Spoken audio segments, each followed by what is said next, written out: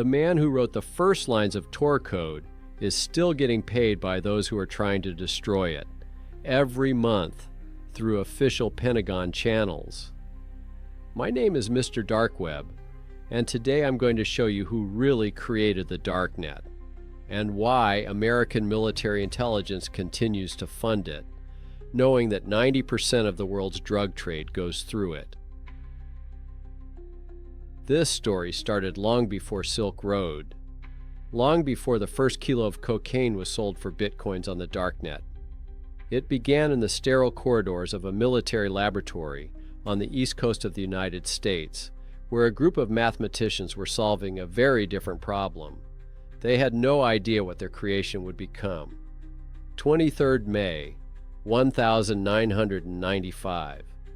The U.S. Naval Research Laboratory, known as the NRL, in a basement room to which only those with top-level security clearance had access. 3 men leaned over computer monitors. Paul Siverson, a mathematician with 20 years' experience working for the Navy. Michael Reed, a cryptography specialist. David Goldschlag, a programmer who could make machines do the impossible. Their mission was very clear.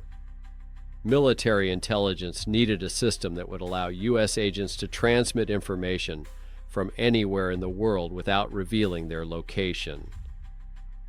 Imagine an agent in Tehran who must send critical data to Washington. Any interception, any leak, could cost him his life. Conventional encryption protects the content of the message, but it doesn't hide the fact of communication. The enemy can still see who is communicating with whom. Siverson came up with a revolutionary idea. He called it onion routing. Just as an onion is made up of many layers, a message would be wrapped in multiple layers of encryption. Each node in the chain would only be able to peel off one layer, knowing neither the source nor the final destination. Ingenious and simple at the same time. But there was a problem. A huge problem that the military realized too late. If only American agents use the system, then any activity on the network automatically gives them away. It's as if there's only one road in the desert, and only CA cars drive on it. Any observer would know who was driving. The solution came out of the blue. At one of the closed meetings in the Pentagon, someone uttered a phrase that changed everything. The exact words are lost, but the meaning, according to documents I found in a forgotten Darknet archive, was this: the system would only work if everyone used it. Dissidents, journalists, regular paranoid people, and yes, criminals too. The more noise, the easier it is to hide the signal. That was the moment when U.S. military intelligence made a decision, the consequences of which we are still dealing with today. They decided to let the genie out of the bottle, make the technology open source, accessible to everyone. For the next 7 years, the team worked in the strictest secrecy.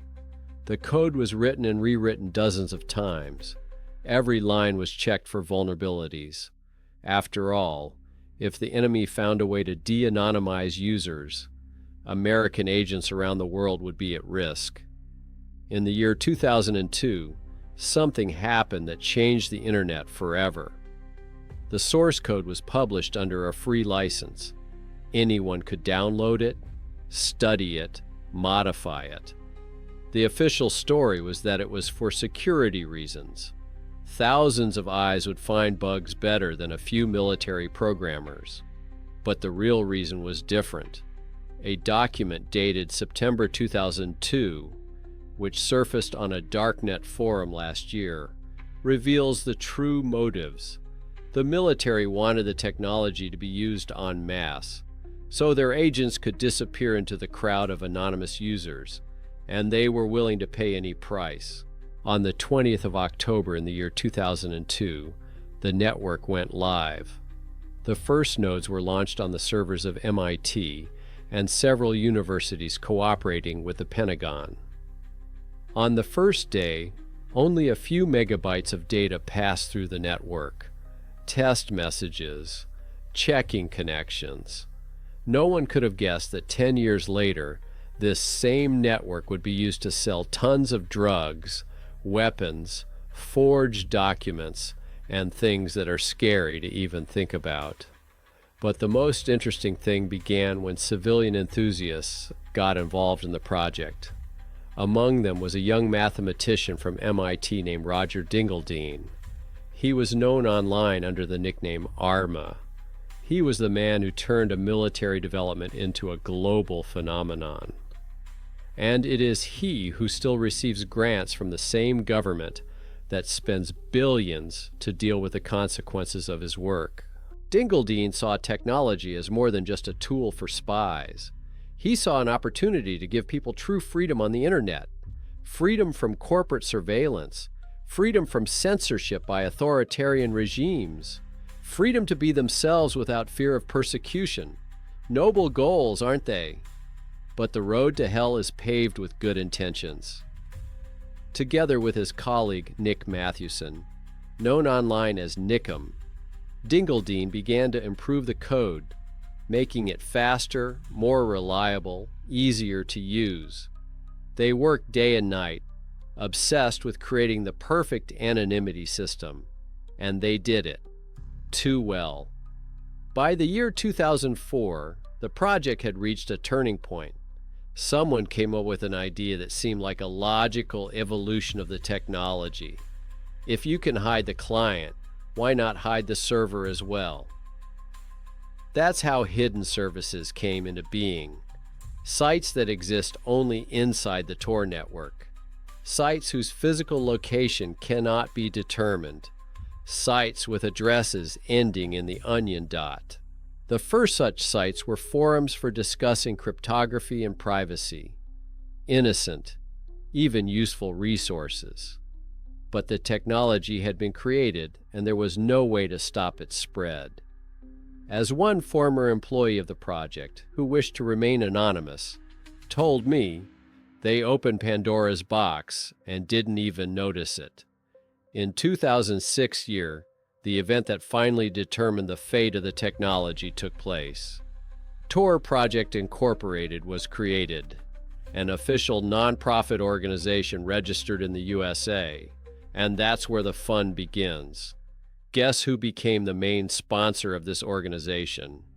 That's right, the U.S. government, Department of State, Department of Defense, National Science Foundation. All of them lined up to fund a technology that was already beginning to be used by criminals. Why? I found the answer in the Congressional Budget Committee documents for the year 27,000. American agents around the world depended on this technology. It was used to communicate with informants in Iran, China, Russia, to coordinate operations in Iraq and Afghanistan, to protect sources in terrorist organizations. Shutting down the project meant blinding U.S. intelligence, and the fact that drug traffickers were using the technology in parallel, that was considered an acceptable loss. But there were also those who understood where everything was going.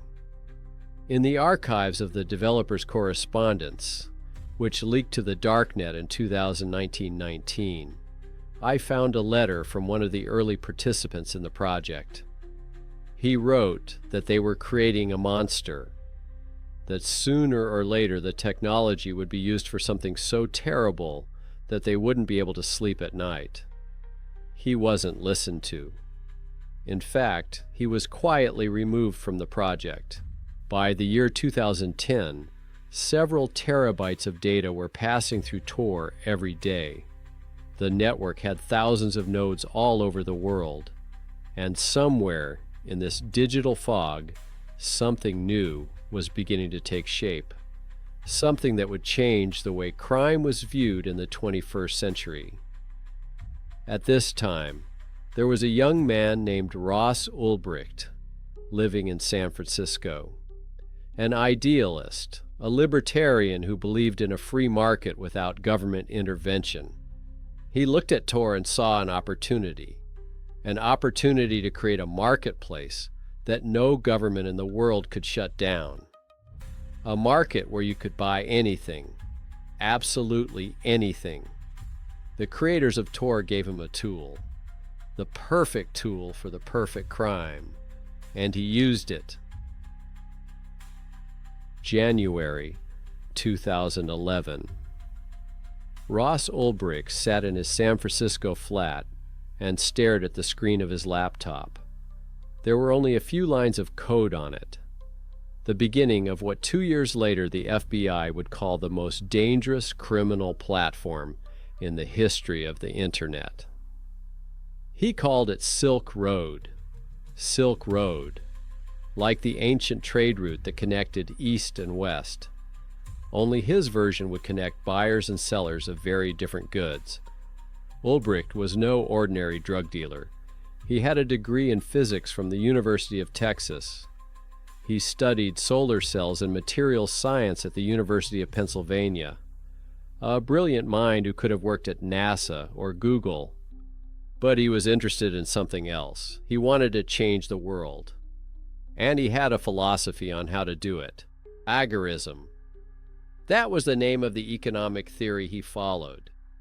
Creating a parallel economy, free from government control, where people could trade whatever they wanted without interference from the authorities, where taxes don't exist, where the only law is the law of supply and demand, a utopia for some, a nightmare for others.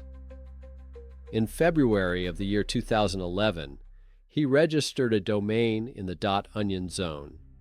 The address was an unpronounceable set of characters, but it didn't matter. People would find their way. They always find their way to the forbidden. The first version of the site was primitive, a simple forum with the ability to post adverts. But it had one revolutionary difference. All transactions were conducted in Bitcoins. The cryptocurrency created by the mysterious Satoshi Nakamoto just 2 years before was perfect for anonymous trading. TOR hid identities, Bitcoin hid cash flows. The perfect combination. Ulbricht realized he needed startup capital. Not cash, but merchandise. Someone had to be the first salesman, and he became one. According to his diaries, which the FBI found on his laptop, he grew several kilos of psychedelic mushrooms in his flat. It was his first Silk Road product. He was selling to himself, creating the illusion of activity, but the illusion quickly became reality. Information about the new market spread through the Darknet forums like wildfire. In the first month, a few hundred users registered. In the second, thousands. By the summer of 2011, Silk Road had become the Amazon of drug trafficking. The system was elaborate. Sellers paid a deposit in Bitcoins, which was forfeited if they tried to cheat. Buyers left feedback, creating a reputation system. Money was held in escrow until confirmation of receipt of goods. It was safer than buying drugs on the street. And Ulbricht took a commission on every transaction, 8 to 15%, depending on the amount. In parallel with Silk Road, other services began to appear on the Darknet. Pedophile forums, stolen credit card sites, killer services, although most of them were scams. Ordering a murder for Bitcoin sounds like the plot of a cheap thriller, but people tried, and sometimes they succeeded. The creators of TOR watched this with growing horror. In a private correspondence that leaked online in the year 2020, Roger Dingledine wrote to his colleagues that they should do something. But what exactly? The technology was open. Anyone could run a hidden service. Anyone could become a node in the network. It was a fundamental feature of the system, and its fundamental problem. At that time, a heated debate was taking place in Washington. Some senators demanded that TOR funding be cut off immediately. How can you support a technology that is used by criminals? But the military lobby was stronger. They cited numbers. Hundreds of American agents rely on TOR. Thousands of informants in authoritarian regimes use it to communicate. Dissidents in Iran, China, Syria survive because of this technology. And they made another argument. If the U.S. stops funding the project, others will pick it up. China, Russia, private corporations. And then America would lose even the minimal control it has. It's better to keep your hand on the pulse than to put it in the wrong hands. A State Department document from August 2011, which I got from a Darknet source, shows the real priorities. It explicitly states that the benefits of TOR to U.S. national security outweigh the harms of its criminal use. Cold calculation. A few tons of drugs against the lives of U.S. agents. The choice was obvious. Meanwhile, Silk Road was growing exponentially. By the end of the year 2011, the turnover was millions of dollars a month.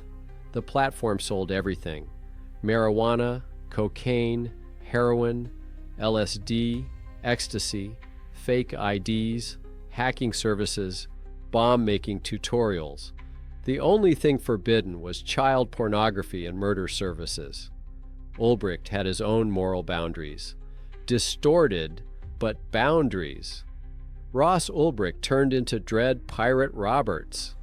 This was his pseudonym on the site, a reference to the film The Princess Bride, where Dread Pirate Roberts is not a person, but a title passed from one to another. Smart move. If he gets caught, he can claim he wasn't the only administrator. But power corrupts.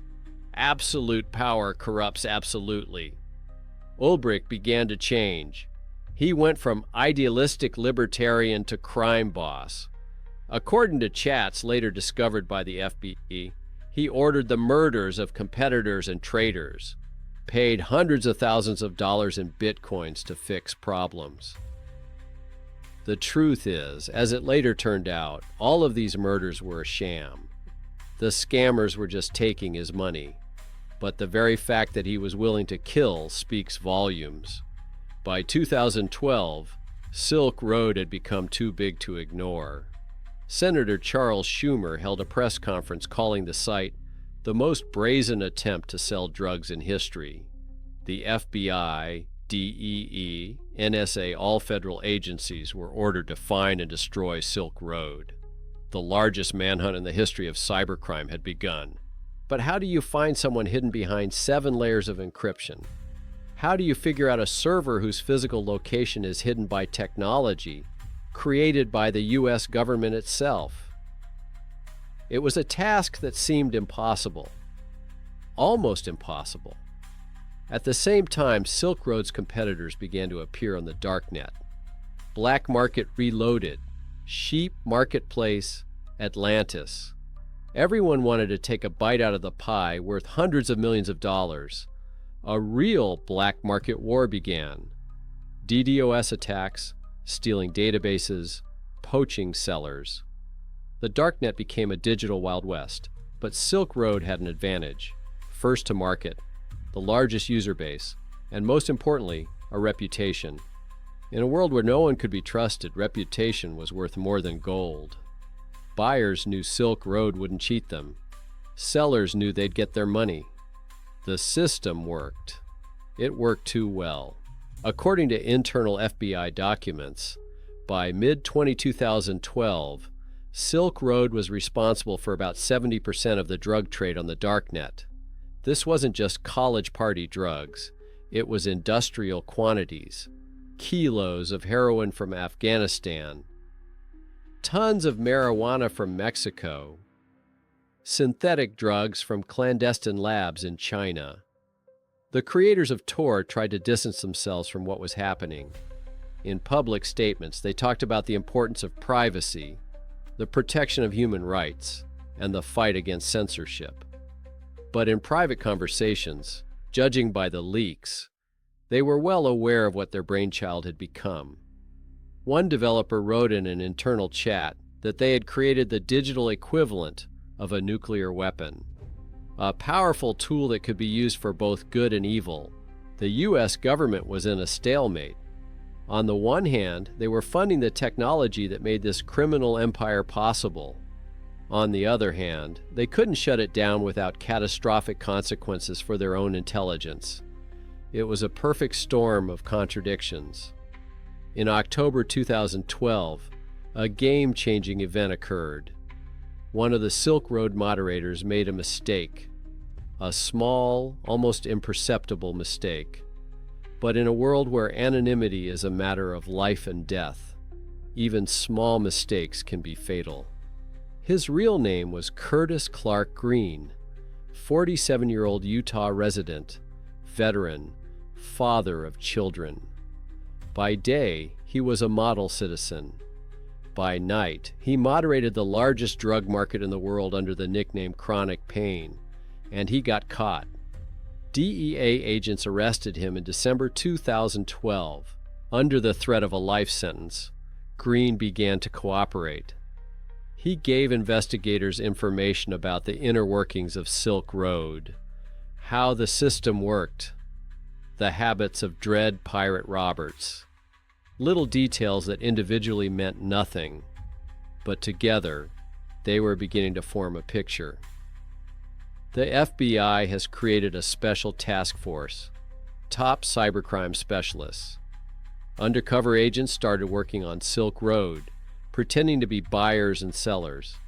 They gathered information piece by piece. They analyzed the writing style of Dread Pirate Roberts, looking for linguistic patterns, timestamps of his messages, any clue, and they found it, but not where they were looking.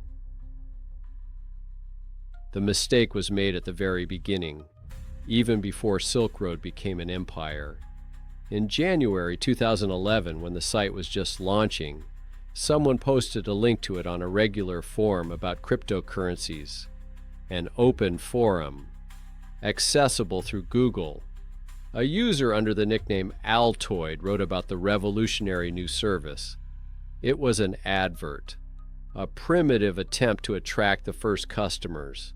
A few months later, the same Altoid posted an advert looking for a programmer to work on a Bitcoin project, and left a contact email, rossfortdog@gmail.com, Ross Ulbricht, his real name, on the open internet, linked to Silk Road through a chain of 2 messages. FBI agent Christopher Tarbell found this connection in 2033. Not through sophisticated technical methods, not by hacking into TOR, just by Googling old forums. Sometimes the most complex crimes are solved through the simplest of mistakes, but one piece of evidence wasn't enough. They needed proof that Ross Ulbricht and Dread Pirate Roberts were the same person. The FBI started a full-scale surveillance. They read his social media posts. They tracked his movements. They analyzed his finances. And they waited, waiting for him to make a mistake. At the same time, something strange was happening.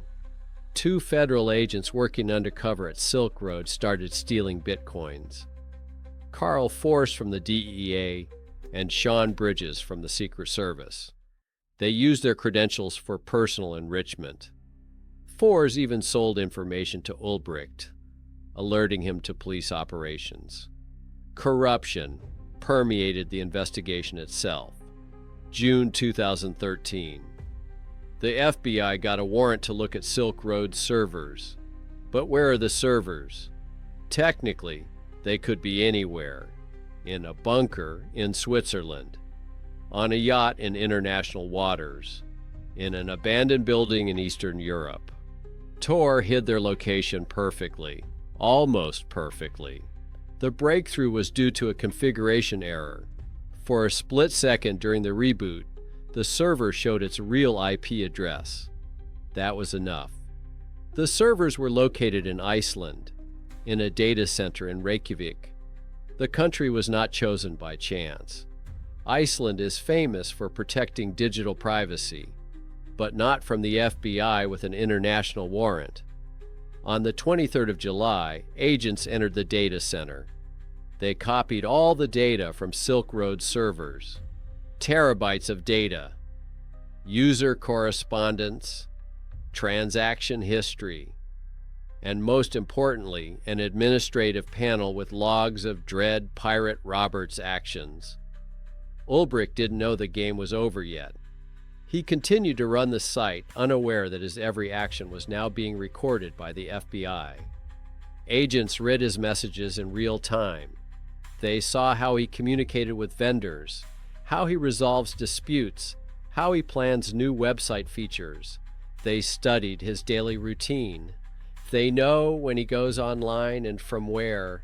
On the 1st of October 2013, the day before the arrest, there was strange activity on Silk Road. Someone was trying to withdraw large sums of bitcoins. Panic amongst the sellers.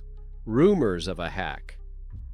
Ulbricht worked through the night trying to stabilize the situation. He didn't realize it was the last night of his empire.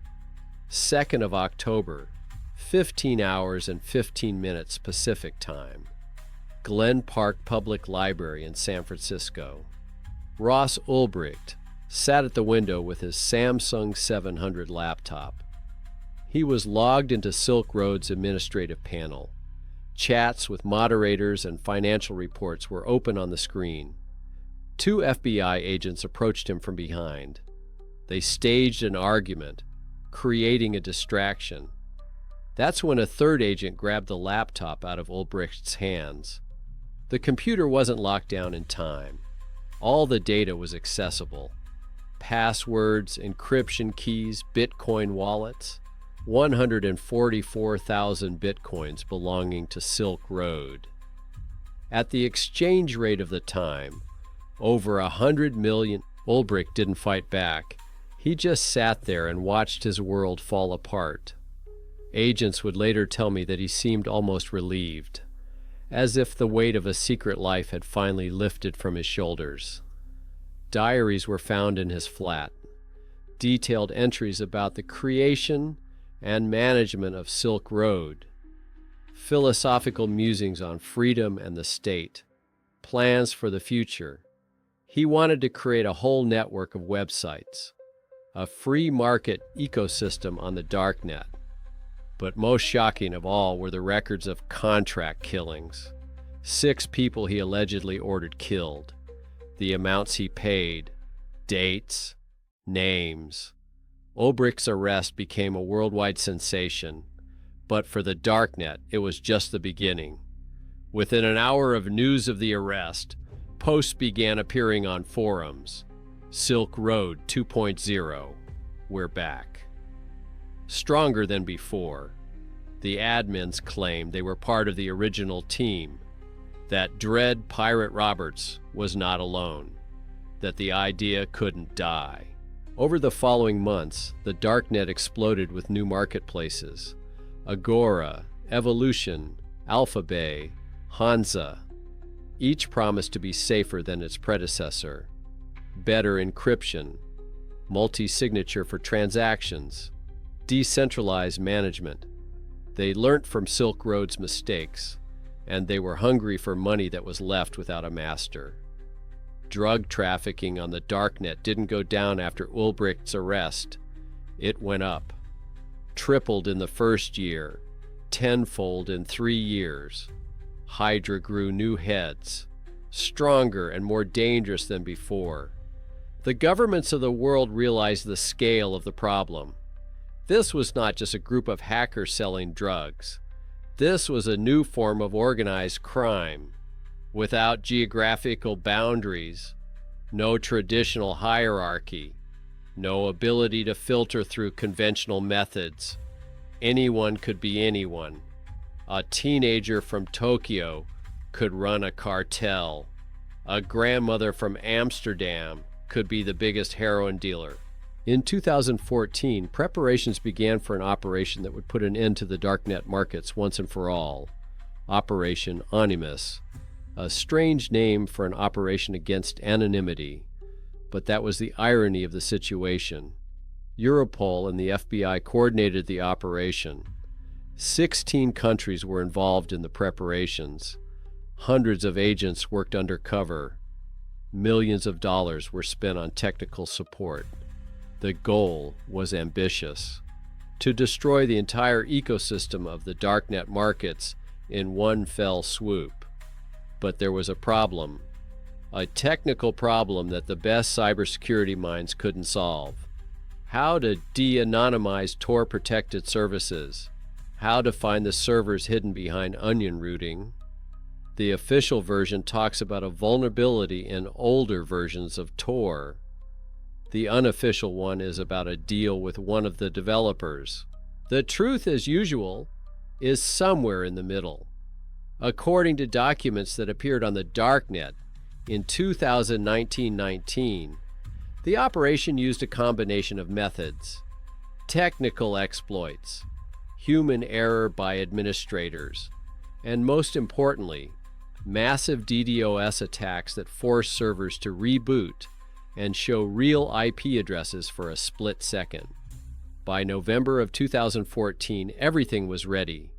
The strike was to be carried out simultaneously all over the world, so that no one would have time to warn the others, so that no one could destroy the evidence, to show the Darknet that anonymity was an illusion. The 6th of November, 2014. 4 o'clock in the morning GMT. The green lights in the command centers of Europol in The Hague, the FBI in Washington, and the police departments of 16 countries lit up simultaneously. Operation Onimus had begun. 410 officers around the world were ordered to act. It was the largest strike against cybercrime in history. Servers in Bulgaria were the first to go down. The data center in Sofia, where Cannabis Road and Hydra servers were located. Local police stormed the building at 4:15 in the morning. The guards offered no resistance. They didn't even know what exactly their servers were hosting. To them, it was just customers paying in bitcoins for anonymous hosting. Next were the servers in Lithuania, then Romania, Czech Republic, the Netherlands. Darknet strongholds fell like dominoes. Cloud9, Pandora, Blue Sky, Topix, Flugsvamp, Cannabis Road, Black Market.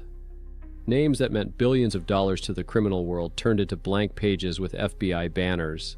But the main target was Silk Road 2.0, the heir to Ulbricht's empire. Within a year of its existence, it had regained most of the original's customers, 150,000 active users, 13,000 adverts, a turnover of hundreds of millions of dollars. Its administrator, known as DEFCON, thought himself invulnerable. He was sure he had learnt from all the mistakes of his predecessor. He was wrong. At 5:43 in the morning CET, Blake Bental, a 26-year-old programmer from San Francisco, was arrested in his flat. He was DEFCON. The FBI tracked him down through a cascade of minor bugs, using a personal email to register a server, reusing passwords, stylistic analysis of his messages. Technology designed to protect can't protect against human stupidity. By midday on the 6th of November, the Darknet was in a panic. 27 major marketplaces had disappeared. Hundreds of smaller sites shut down preemptively. Forums were abuzz with conspiracy theories. Some claimed Tor was compromised completely. Some accused the NSA of using quantum computers. Some believed it was an internal war between cartels. The truth was simpler and scarier. People made mistakes, small, insignificant mistakes. But in a world where anonymity is held to absolute discipline, any mistake is fatal. One administrator used the same nickname on a regular forum. Another logged into the server from his home IP during technical work. A third bragged about his income in a private chat room, not knowing that his interlocutor was an undercover agent. But the most interesting thing happened after the operation. 48 hours after the strike, new markets appeared on the Darknet. Abraxas, Nucleus, Diabolus. like mushrooms after a rainstorm. They promised enhanced security, mandatory PGP, multi-signature for all transactions, decentralized servers. The Darknet isn't dead. It evolved. A secret Europol report leaked online in 2018 admitted defeat. Operation Animus arrested 17 people, shut down 27 websites, confiscated $1 million in bitcoins. But 6 months after the operation, drug trafficking on the Darknet had doubled to twice its pre-operation level. Hydra didn't just grow new heads, it grew stronger. And here we come to the most paradoxical moment of this story. On the 7th of November, 2014, the day after Operation Animus, the U.S. State Department transferred another tranche of funding to the TOR project, $3,400,000, taxpayers' money, to develop the technology that makes possible the very crimes the government is fighting. Why? I found the answer in the minutes of a closed session of the U.S. Senate Intelligence Committee of December 2014. The document appeared on the Darknet after it was leaked in 2020. In it, the CIA director explained simple maths to the senators. There are over 1,000 American agents and informants working through TOR. To cut off their funding would mean signing their death warrant. Moreover, TOR is used to support the opposition in the countries opposing the U.S. Iran, China, Russia, North Korea. Dissidents in these countries rely on TOR to organize protests, leak information, and communicate with Western journalists. It is a soft power tool too valuable to give up. A senator from Texas asked the obvious question: is it possible to create a version of TOR just for the good guys? Technology that protects dissidents but doesn't work for drug dealers? The answer was emphatic. No. Maths doesn't distinguish between right and wrong. Cryptography works the same for everyone.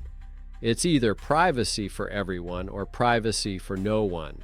The creators of TOR found themselves in an impossible situation. Roger Dingledine continued to receive grants from the government, knowing that his technology was being used by criminals. In a 2015 interview he gave on condition of anonymity, which was later leaked, he compared himself to Oppenheimer, the creator of the atomic bomb, who for the rest of his life was tormented by the realization of what he had released into the world. But unlike nuclear weapons, which only states can build, TOR can be launched by any teenager with a laptop. The code is open. The technology is available.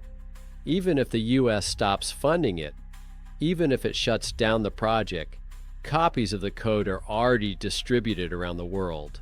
The Chinese version, the Russian version, the version from Anonymous. The genie didn't just come out of the bottle, it multiplied. After Operation Animus, another important change took place. Criminal marketplaces began to be nationalized. If before they were international platforms in English, now there are localized versions. Hydra for Russian-speaking users, Flugsvamp for Scandinavia, German, French, Japanese markets, each with its own specifics, its own rules, its own goods. By the year 2015, it was obvious that traditional methods of fighting were not working. You arrest one administrator, 10 new ones appear. You close one market, 5 open. It wasn't a war on drugs, it was a war on maths, and you can't beat maths. At that time, a project codenamed Turmoil was being developed in the bowels of the NSA. Mass interception of TOR traffic with an attempt at correlation analysis. If enough nodes in the network were monitored, it was possible to figure out users by analyzing temporal patterns. But to do that, you had to control a significant portion of the network, and that meant either hacking existing nodes or creating their own. The NSA chose the second path. According to Snowden's documents and more recent leaks, the agency ran hundreds of TOR nodes under the guise of volunteer servers. They couldn't read encrypted traffic, but they could see metadata. Who, when, where from, how much. Big data versus anonymity. But even that didn't solve the main problem. TOR continued to evolve.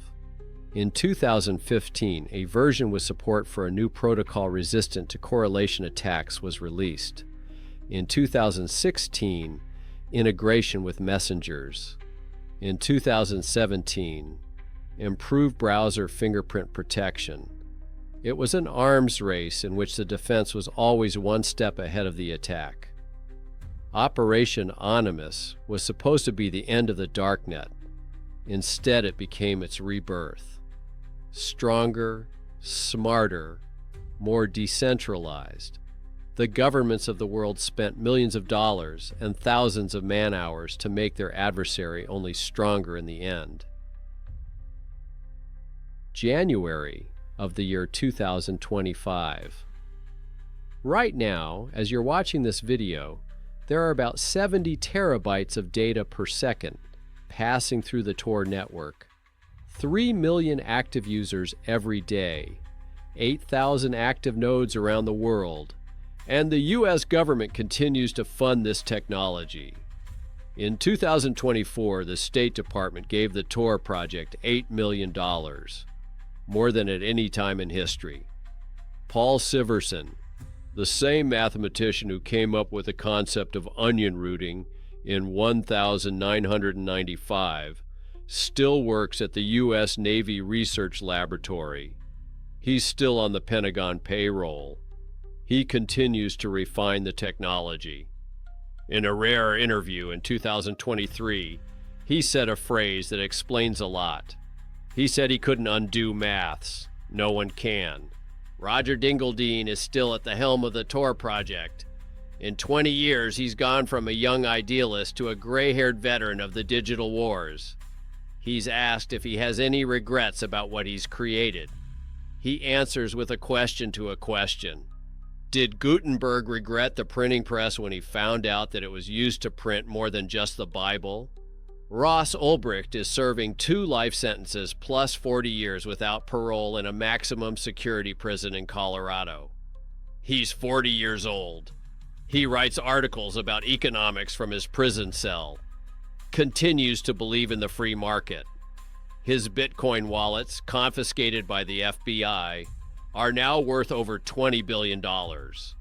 The U.S. government has become one of the largest holders of cryptocurrency through Darknet seizures. Silk Road is long dead, but its legacy lives on. Today, there are hundreds of markets operating on the Darknet. The largest of them, Hydra, was shut down in 2022, but dozens of new ones took its place. Alphabay was reborn after its closure. Dream Market, Wall Street Market, Empire Market. They come and go like waves in the ocean, but the ocean remains. The turnover of drug trafficking on the Darknet in the year 2024 exceeded $10 billion. This is more than the GDP of some countries. Not only drugs are sold through anonymous markets, weapons, despite all the prohibitions, forged documents of such high quality that they pass biometric control, services of hackers capable of paralyzing the infrastructure of entire cities, personal data of millions of people stolen from corporate databases. But there is another side to this. Right now, a journalist in Tehran is using TOR to relay information about human rights abuses. An activist in Beijing organizes protests through anonymous channels. A victim of domestic violence seeks help without fear of being tracked down. An ordinary person in a democracy protects his privacy from corporate surveillance. This is the kind of freedom the creators dreamed of. A document that came to me from a Darknet source in late 2024 reveals the extent of the dilemma. Its internal correspondence from high-ranking State Department officials. They are discussing the fate of TOR funding for the year 2025. One of the participants writes that they are funding their own enemy. Another replies that without TOR, they will lose half of their agent network in authoritarian countries. A third suggests a compromise. Continue funding, but at the same time develop de-anonymization technologies. And such technologies are being developed. Quantum computers that can break modern encryption, traffic analysis using artificial intelligence, attacks on the very maths behind cryptography. But for now, it's a race in which defense outpaces attack. So far. The most paradoxical thing about this whole story is that everyone knows everything. The CIA knows that TOR is used by criminals. Crime knows that TOR is funded by the CIA. The creators of TOR know both. And everyone keeps playing this strange game because the alternative is worse for everyone. Imagine a world without TOR, without the ability to communicate anonymously. Every click you make is recorded. Every message read. Every transaction is tracked. It's a world of total transparency. For some, it's a utopia of security. For others, it's the dystopia of control. But it's certainly not a world where true freedom is possible. In 2023, an event occurred that showed the true cost of anonymity. The largest ransomware attack in history paralyzed hospitals in 12 countries. The hackers demanded a cryptocurrency ransom via the Darknet. People died who did not receive medical care in time. And all of this was made possible by technology created to protect freedom. But in the same year, the same technology helped uncover a corruption scheme in the government of a European country.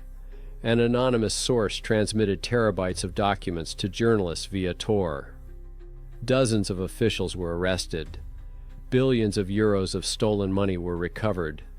Without anonymity, this would not have happened. We live in a world where technology is neutral and people are not. Where the same tool can save a life and take it away. Where freedom and chaos are two sides of the same coin. The TOR creators gave us that coin, and now we all flip it together every day. I began this story with a paradox. The person who created TOR gets paid by those who fight it. But the real paradox is deeper. We are all victims and beneficiaries of this technology at the same time. We hate the Darknet for drugs and crime, but we need it to protect us from tyranny. We fear the anonymity of criminals, but we demand it for ourselves. The story of TOR is not a story about technology. It's a story about human nature, about our eternal conflict between security and freedom, between control and chaos, between trust and paranoia. And in this conflict, there is no right or wrong. There are only the choices we make every day. Right now, while you're watching this video, someone is buying drugs on the Darknet. Someone's handing over classified war crimes documents. Someone is ordering a fake passport. Some are fleeing regime persecution.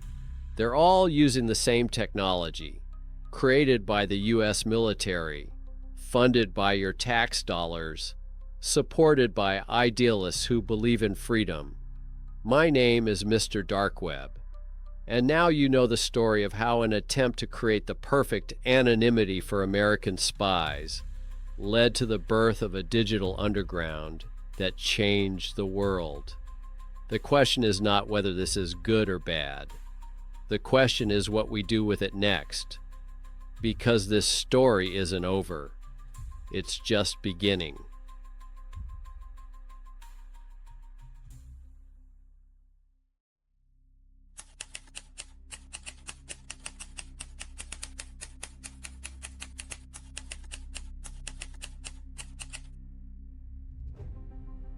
He paid $730,000 for the murder of 5 people. But in the year 2025, Donald Trump decides to pardon this man. My name is Mr. Dark Web, and today I'm going to tell you why the creator of Silk Road, the largest marketplace in the history of the Darknet, was actually pardoned. On the 21st of January, 2025, an event occurred that shocked the crypto community, law enforcement agencies, and ordinary Americans. The President of the United States signed a full and unconditional pardon for a man who had served 11 years of 2 life sentences, plus 40 years without parole. Ross Ulbricht has been released from prison. Today, I want to share with you all the information I managed to find about this case. Some of the materials were in the public domain. Some I had to search for in old Darknet archives, and some I had to reconstruct bit by bit from the surviving Silk Road logs.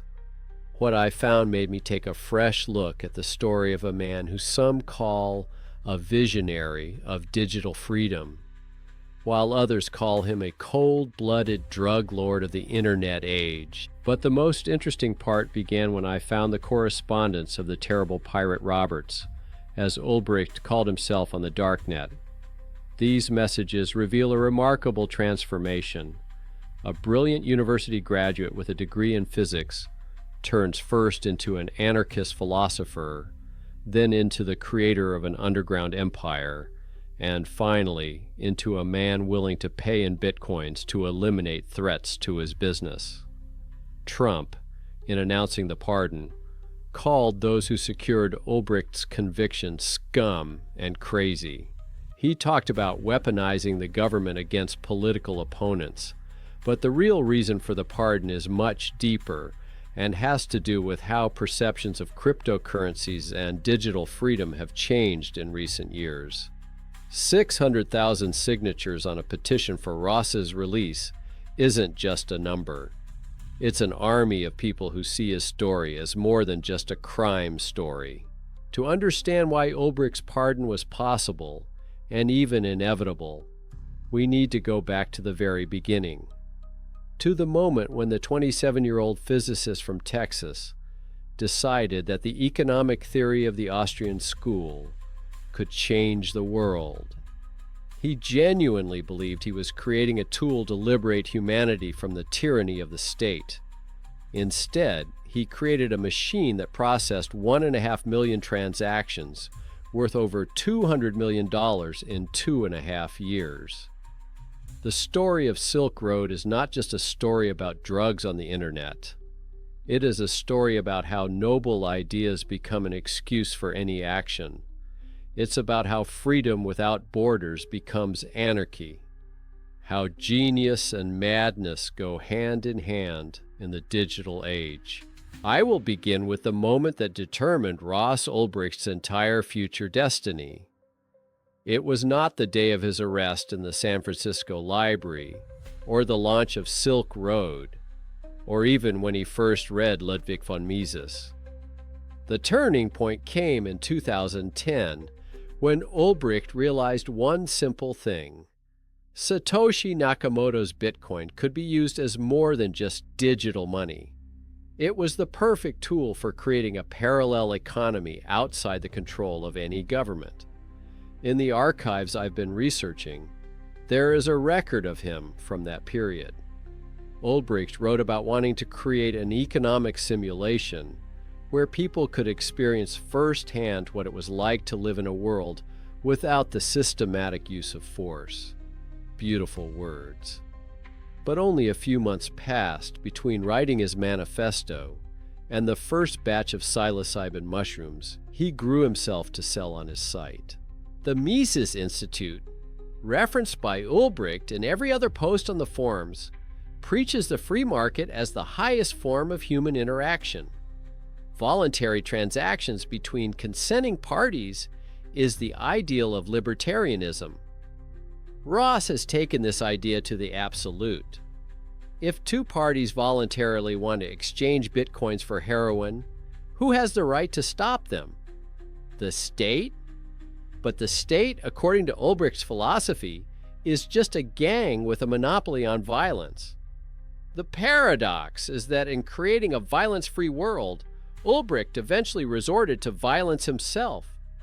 Or rather, he tried to. The $700,000 for 5 contract murders is not a prosecutor's fiction. I found the original negotiation logs. The dreaded Pirate Roberts was coldly discussing the details of taking out a former site administrator who threatened to leak user data. He haggled over price, demanded proof of completion. The creepiest thing about these emails is the tone. No emotion, no doubt, just business, removing a threat to the free market. The man who started with the idea of ending the use of coercion and aggression among mankind ordered murders as easily as the average person orders a pizza. The truth that supporters of Ross's release don't like to bring up is that none of these murders took place. Not because Ulbricht changed his mind. It's just that the people he paid to do the murders turned out to be crooks. They took the money and disappeared. Or more interestingly, they turned out to be undercover federal agents. The story of the corrupt agents is a separate chapter of this case. Carl Mark Force of the Drug Enforcement Administration and Sean Bridges of the Secret Service didn't just investigate Silk Road. They were stealing bitcoins, blackmailing Ulbricht, playing a double game. Force even sold information about the investigation to Pirate Roberts himself. Both eventually went to prison, but their crimes were hushed up at Ross's trial. Between the lines of official documents, you can read an amazing story about how a billion-dollar Darknet site worked with only a handful of administrators, how the FBI could not find the servers hidden in Iceland for months, and how one careless post on a forum under the nickname Altoid led to the collapse of the entire empire. But before I talk about how exactly horrible Pirate Roberts was caught, we need to understand who Ross Ulbricht was before he became America's most wanted cybercriminal. Records of student Ross William Ulbricht have been preserved in the archives of the University of Texas at Dallas. Honors student, scholarship recipient, bachelor's degree in physics in the year 2006. Teachers described him as a brilliant mind with extraordinary potential. In high school, he achieved the rank of Eagle Boy Scout, the highest award in the Boy Scouts of America, awarded to less than 4% of the members. From what I've been able to find about his youth, I have a portrait of the ideal American boy. Born on the 27th of March in the year 984, grew up in a decent family, participated in school science projects. He played sports. No trouble with the law, no teenage rebellion. Neighbors remembered him as a polite young man who helped the elderly with their shopping. After his undergraduate studies, Ross enrolled at the University of Pennsylvania for a master's degree in materials science. And this is where the first turning point begins. In the year 2009, he receives his master's degree, but something in him had already changed. In personal notes from that period, later seized by the FBI, Ulbricht wrote of disillusionment with academic science. He called it disconnected from real life, too slow, constrained by bureaucracy and grants. It was then that Ross discovered the Austrian School of Economics. Ludwig von Mises was a revelation to him.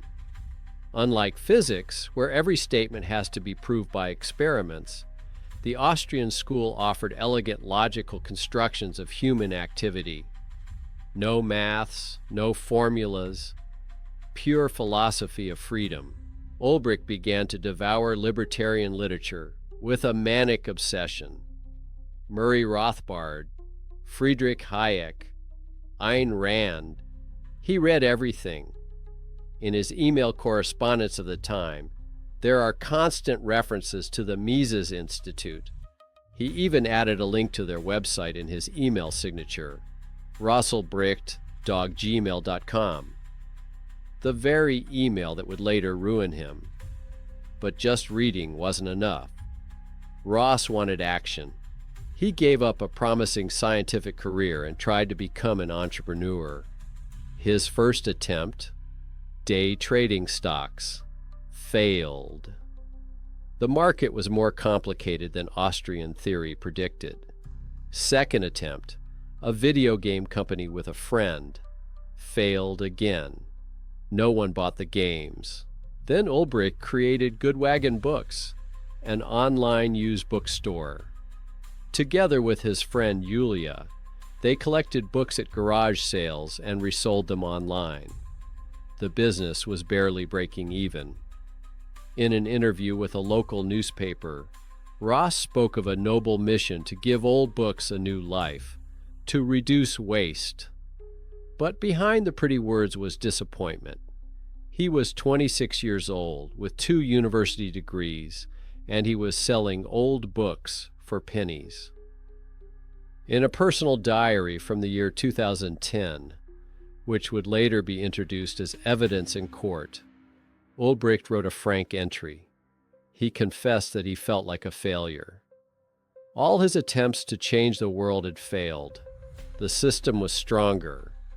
Government regulation, taxes, licenses all stifled free enterprise. You had to find a way around the system, not play by its rules. And that's when he found out about Bitcoin. Satoshi Nakamoto published the Bitcoin white paper in 2008 year, but the cryptocurrency did not become widespread until 2010. For Ulbricht, it was an epiphany. Here it was. The technology that would enable a true free market, anonymous transactions, no government controls, no intermediary banks, pure interaction between buyer and seller. But Bitcoin solved only half the problem: payments. The issue of anonymity of the trading platform itself remained. And this is where TOR, a network for anonymous access to the internet originally developed by the U.S. military, comes into the picture. The irony is that Ulbricht used technology created by the state to fight the state. In the autumn of 2010, Ross started writing code. His notes from that period are preserved in the logs we found. He worked like a man possessed, 15 to 16 hours a day. He studied PHP, he studied cryptography, he studied security systems. Good Wagon Books was a cover. He was supposedly in the book business by day, building a Darknet empire by night. An interesting detail from his notes is that Ulbricht realized from the beginning that he was creating something illegal. He had no illusions. In one of his notes, it was explicitly written, "If the authorities found out what I was doing, I would be imprisoned for life." But he believed he was fighting for what was right, for freedom, for the future of mankind. The philosophical rationale was simple, and in its simplicity, brilliant. If an adult wants to use drugs, that is their choice. The state has no right to dictate what can and cannot be put into one's own body. The war on drugs is a war on personal freedom. Silk Road will be an instrument of peaceful resistance to tyranny. By January 2011, the site was ready for launch. But Ulbricht needed a starter product. And here he made a decision that shows how deeply he had immersed himself in his philosophy. Ross began growing psilocybin mushrooms himself.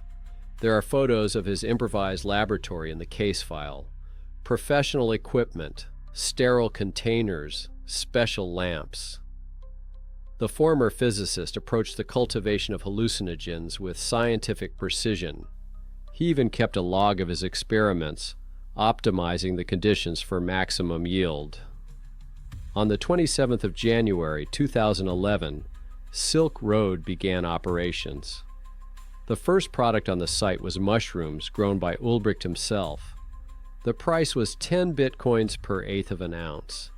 At the exchange rate of the time, that was about $10. Today, the same 10 bitcoins would be worth $1 million. But Ross had a problem. He had built the perfect anonymous site, but no one knew about it. It needed publicity. And that's where Ulbricht made a mistake that would land him in a jail cell 2 years later. He created an account on the Bitcoin Talk forum under the nickname Altoid.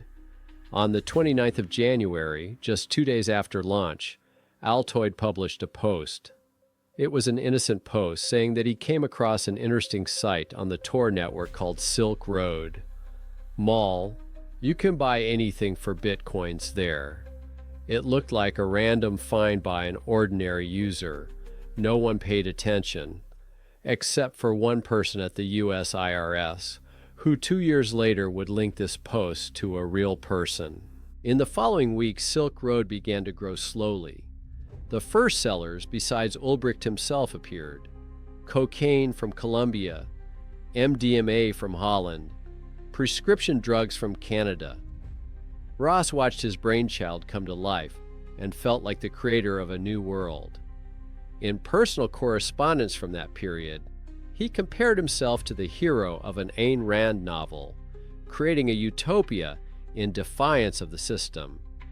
But in the first few months, a problem arose for which the idealistic Ulbricht was unprepared. Products that did not fit his philosophy of freedom began to appear on the site. Child pornography, killer services, stolen credit cards. Ross faced the paradox of absolute freedom. If everything is allowed, then the most disgusting things are allowed. And this is where the first transformation of the terrible pirate Roberts took place. He started making rules. He banned child pornography that was morally easy, banned the sale of guns, harder, but he justified it on the grounds that guns were used for violence. But most interestingly, he banned the sale of fake private documents while allowing fake government documents. The logs I found have his explanation of this policy. Private contracts are sacrosanct in libertarian philosophy. Forging a university degree is defrauding a private institution and other private individuals who put their trust in that degree. A fake passport, on the other hand, is simply a way of circumventing the illegal requirements of the tyrant state. By the summer of 2011, Silk Road had become a phenomenon. Senator Chuck Schumer publicly demanded that the site be shut down. The FBI launched an investigation. The media dubbed the site the Amazon of drugs. And Ross Ulbricht, sitting in a cheap rented flat in San Francisco, was running an empire worth millions of dollars under a pseudonym taken from a favorite childhood book. By the autumn of 2011, Silk Road was processing dozens of orders daily. Ross Ulbricht sat in his flat and watched the numbers grow on his laptop screen. Each transaction brought in between 2 and 10% commission. Bitcoins were accumulating in his wallet at a rate he could not have imagined 6 months ago. In the archives I researched, there were internal records of the site's growth. By the end of the first year, Silk Road had 30,000 registered users. New sellers were appearing every day. The geography was expanding. Heroin from Afghanistan, cocaine from Bolivia, synthetics from clandestine labs in Europe. The dreaded pirate Roberts ran the global network from the comfort of his computer chair. But what was most surprising was not the scale of the operation, but the culture that developed around the site. On the Silk Road forums, there were philosophical discussions about the nature of freedom. Sellers and buyers discussed the quality of goods with the same seriousness with which they discuss electronics on Amazon. There were reliability ratings, review systems, even a dispute resolution service. Ulbricht created more than just a black market. He built a full-fledged economic ecosystem with its own rules, reputation, and social ties. In correspondence from the period, Pirate Roberts regularly quoted Ludwig von Mises, explaining to the sellers the importance of honesty in free trade. The paradox was that they were dealing in substances that in the ordinary world carried prison sentences. The money flowed. By the year 2012, Ulbricht was earning tens of thousands of dollars a month. But he didn't spend it on luxuries. He lived modestly, rented cheap accommodation, didn't buy a car. That's because every big spend left a trail, and traces in his position were deadly. Because in parallel with Silk Road's growth, the investigation grew. After Senator Schumer's speech in the summer of 2011, the federal government threw an army at the site's creator. The FBI, the Drug Enforcement Administration, the IRS, the Customs Service, even the Secret Service all wanted to catch the dread Pirate Roberts. It became a matter of prestige, but Ulbricht proved elusive. Silk Road servers were hidden somewhere on the Darknet, IP address masked through the TOR network. Payments went through Bitcoin mixers, which mixed the cryptocurrency so that it was impossible to trace the sender. Pirate Roberts himself never showed his face, never gave his real name, was only a voice on forums. In the investigation documents I found, there are records of how agents spent months trying to breach the site's security system. They went undercover as buyers and sellers. They tried to hack the servers. They analyzed Bitcoin transactions. But each time, they hit a wall of anonymity. Meanwhile, Ross was turning into a different person. In the personal notes of the beginning of the year 2012, a transformation is noticeable. Philosophical reflections on freedom are replaced by paranoid notes on security. Ulbricht wrote down rules of behavior for himself. Never use his real name on the internet. Encrypt all files. Destroy old hard drives. Trust no one. He hired a team of administrators to help moderate the forums and solve technical problems. But even with them, Pirate Roberts communicated only through encrypted channels. No one knew who was behind the alias. Some admins weren't even sure if DPR was one person and not a group. As the empire grew, so did the stakes. Silk Road was handling $1 million a week by the year 2013. Ulbricht earned $80 million in commissions, but every Bitcoin earned increased the risk. The bigger the site got, the more attention it attracted, and the more desperate the investigation became. And then the threat started. In March of 2013, one of Silk Road's first administrators, operating under the nickname Chronic Pain, fell into the clutches of law enforcement in Utah. His real name was Curtis Clark Green. Drug Enforcement Administration agents arrested him while trying to cash a large sum of money. Green was terrified. He knew too much about the inner workings of the site. Ulbricht learnt of the arrest through his sources. Logs of correspondence from that period show how Pirate Roberts first thought about physically eliminating the threat. Up until that point, all of his activities had been virtual. Digital money, digital goods, digital freedom. But the arrest of a real person who could reveal the real Ross Ulbricht brought the situation into the physical world, and this is where a man who called himself Knob came on the scene. He contacted the terrible Pirate Roberts and offered his services to solve delicate problems. The very chronic pain that posed a threat, Knob can fix it. For a fee, of course. The original logs I found in the old archives preserved correspondence between DPR and Knob. It started cautiously. Ulbricht asked how reliable the services were. Knob answered in a professional, business-like manner. He quoted prices. He explained the methods. And then Pirate Roberts asked a direct question. How much does it cost to eliminate a person in a way that makes it look like an accident? Knob quoted a figure of $80,000. Ulbricht haggled, offered $50,000. In the end, they agreed on $80,000 in bitcoins. The deal was concluded on the 30th of March, 2013. A philosopher of liberty who opposed the use of force just ordered an assassination. There's not a shred of doubt or a hint of moral turpitude in the correspondence we found, just business correspondence. Knob even sent Pirate Roberts photos as proof of order fulfillment. Chronic pain was allegedly strangled in his home. The photo was of a body lying on the floor. Ross Ulbricht sent the remaining bitcoins and wrote a short message. I don't want to hurt people, but sometimes you have to protect what you've built. It was the beginning of the end, because Chronic Pain hadn't actually been killed. Curtis Green was alive and in custody, and Knob turned out to be a corrupt DEA agent named Carl Mark Force. He fabricated a photo of the corpse, got $80,000 in bitcoins, and put it in his own pocket. But Ulbricht didn't know that.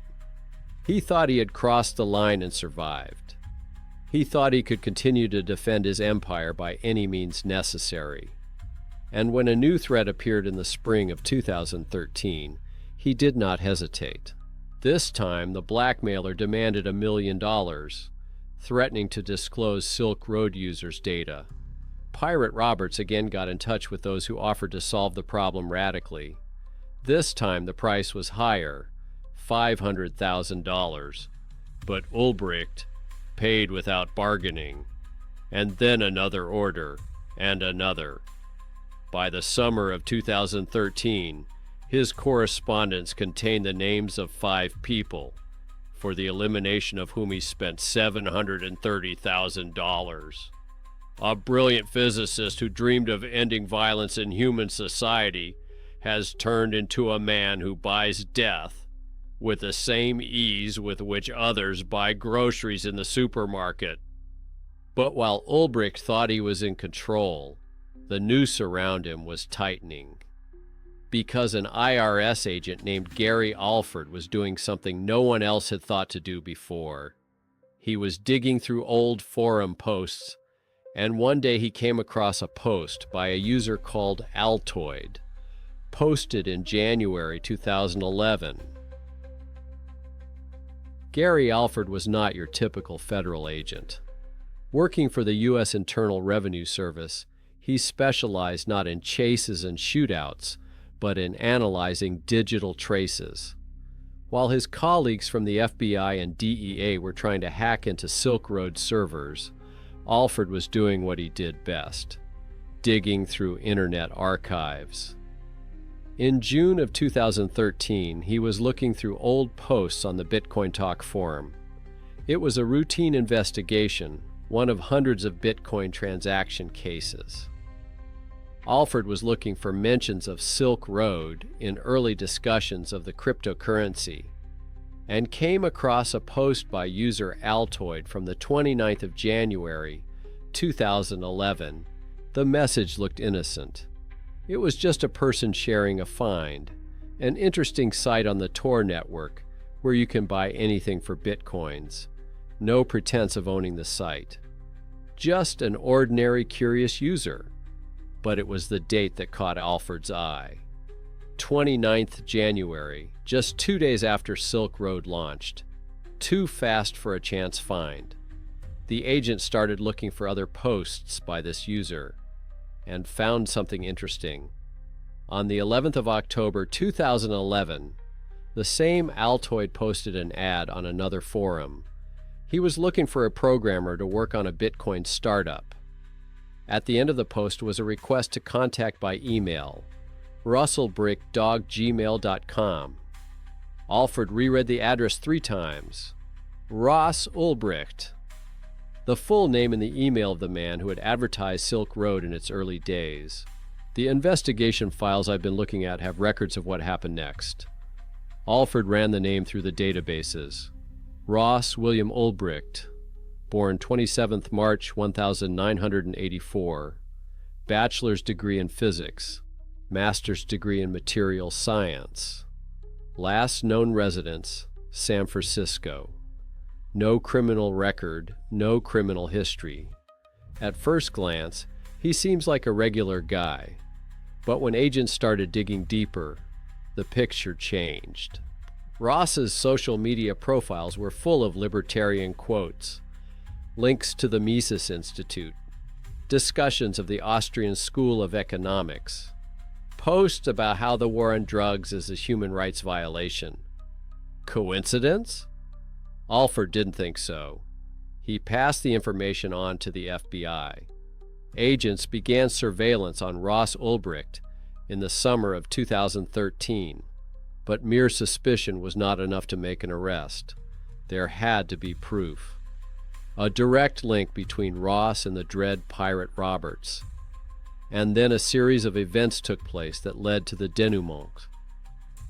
In July 2013, the U.S. Border Patrol intercepted a package from Canada addressed to Josh Teray at the airport.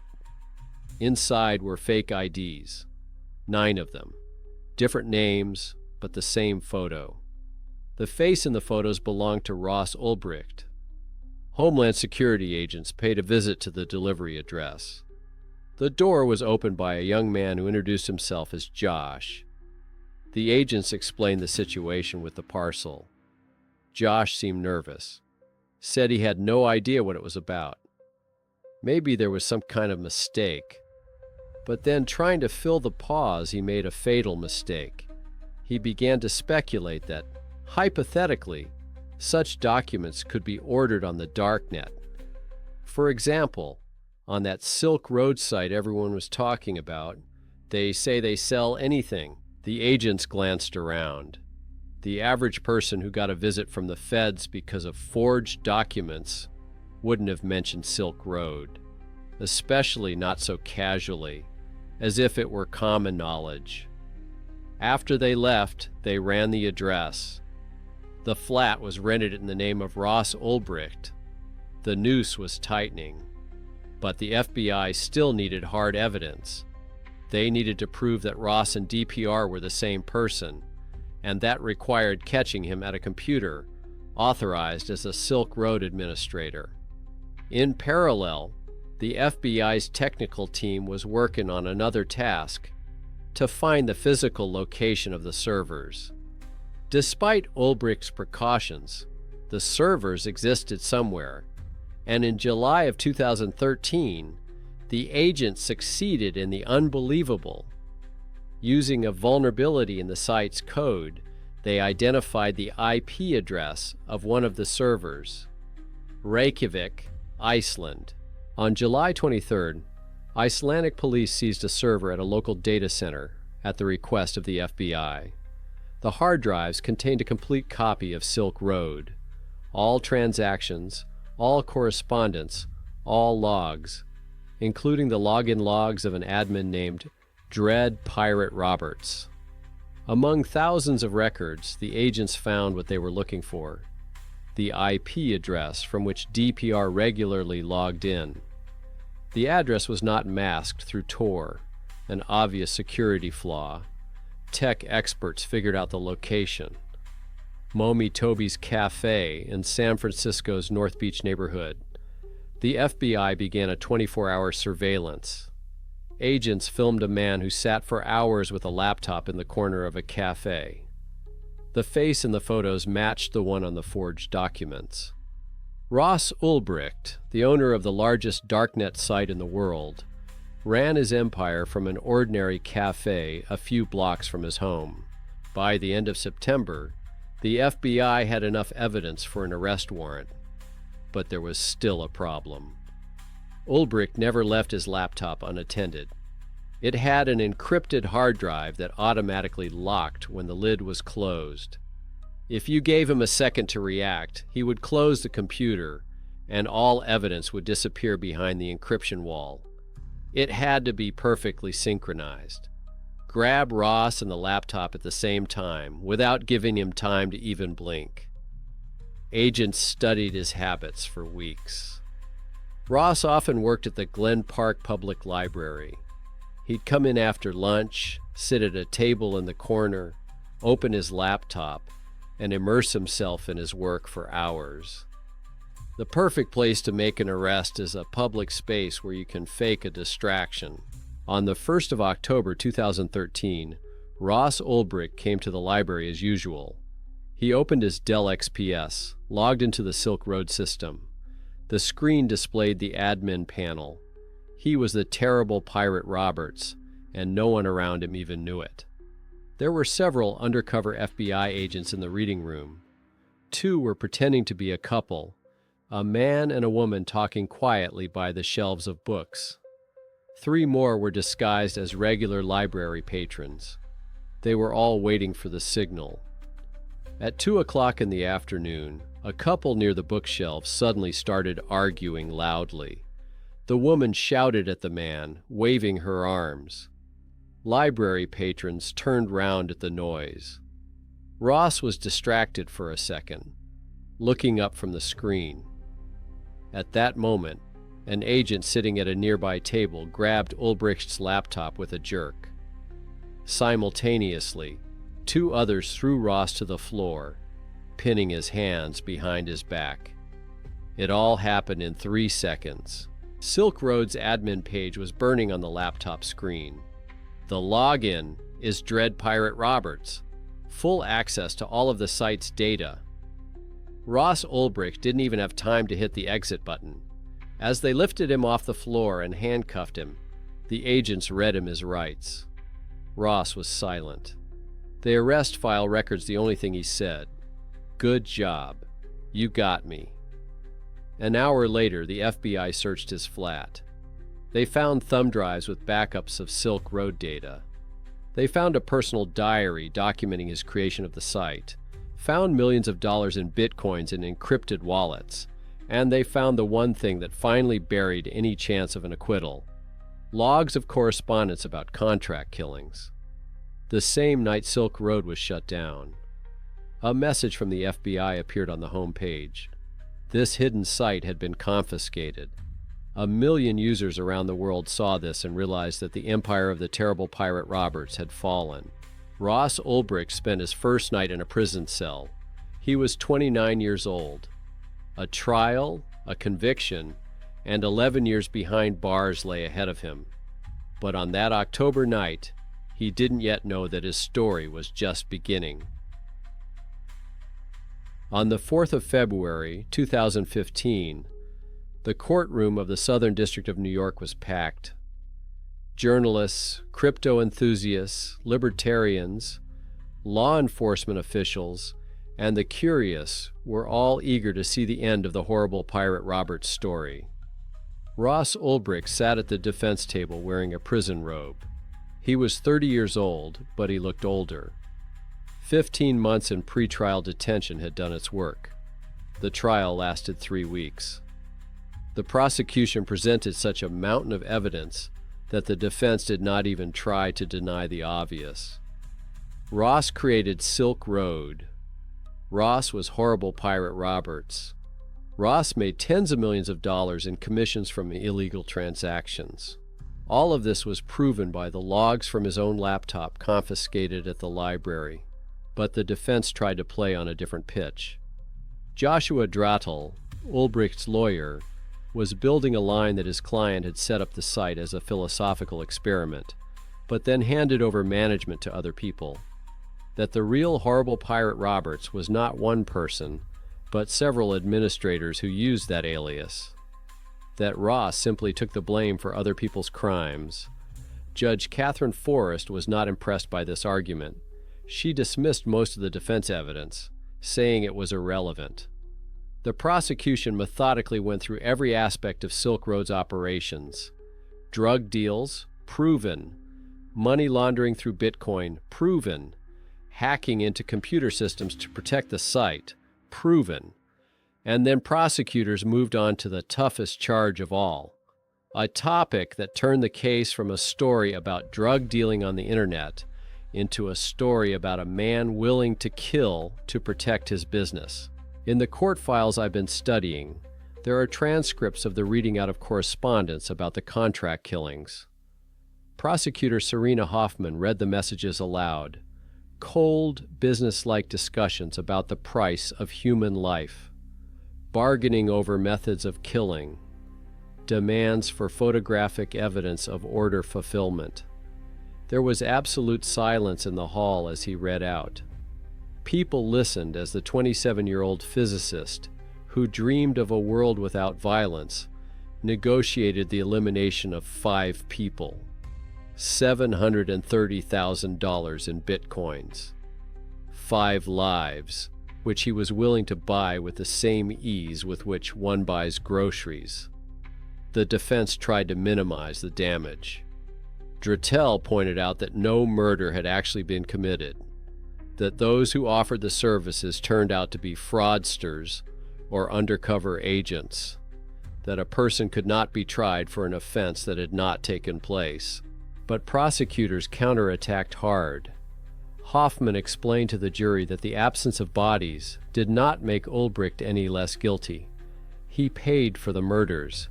He wanted those people dead. The fact that the perpetrators turned out to be crooks was purely coincidental, not a credit to Ross. And then a detail emerged in the case that became one of the most controversial moments of the entire trial. A story of corrupt agents.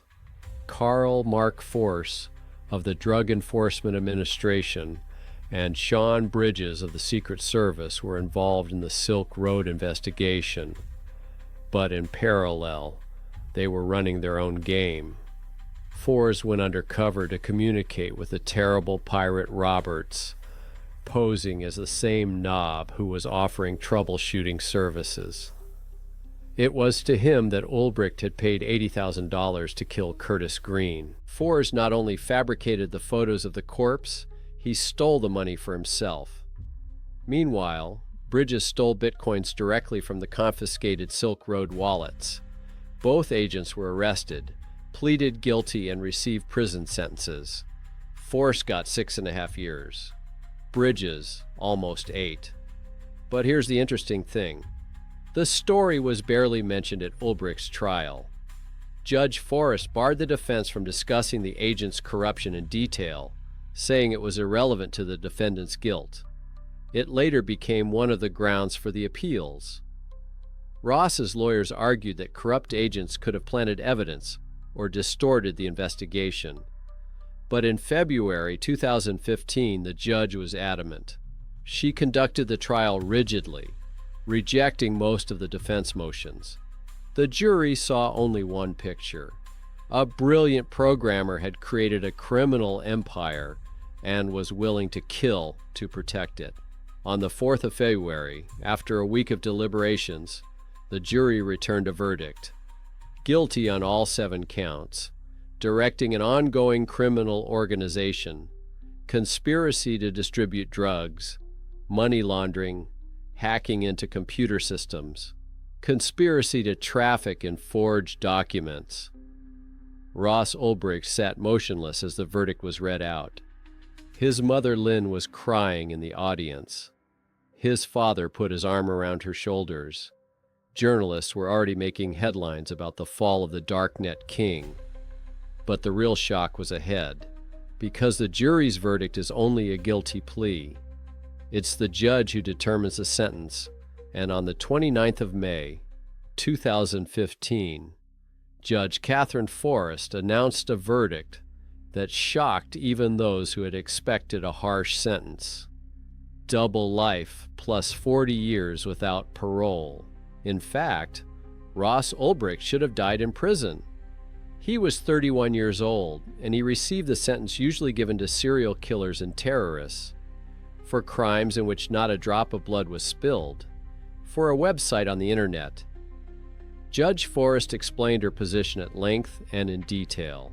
She talked about the need for an example, that the internet is not a law-free zone, that Ulbricht had created a tool to spread death and destruction, about how his philosophy of freedom has led to real overdose victims. Forrest specifically emphasized contract killings.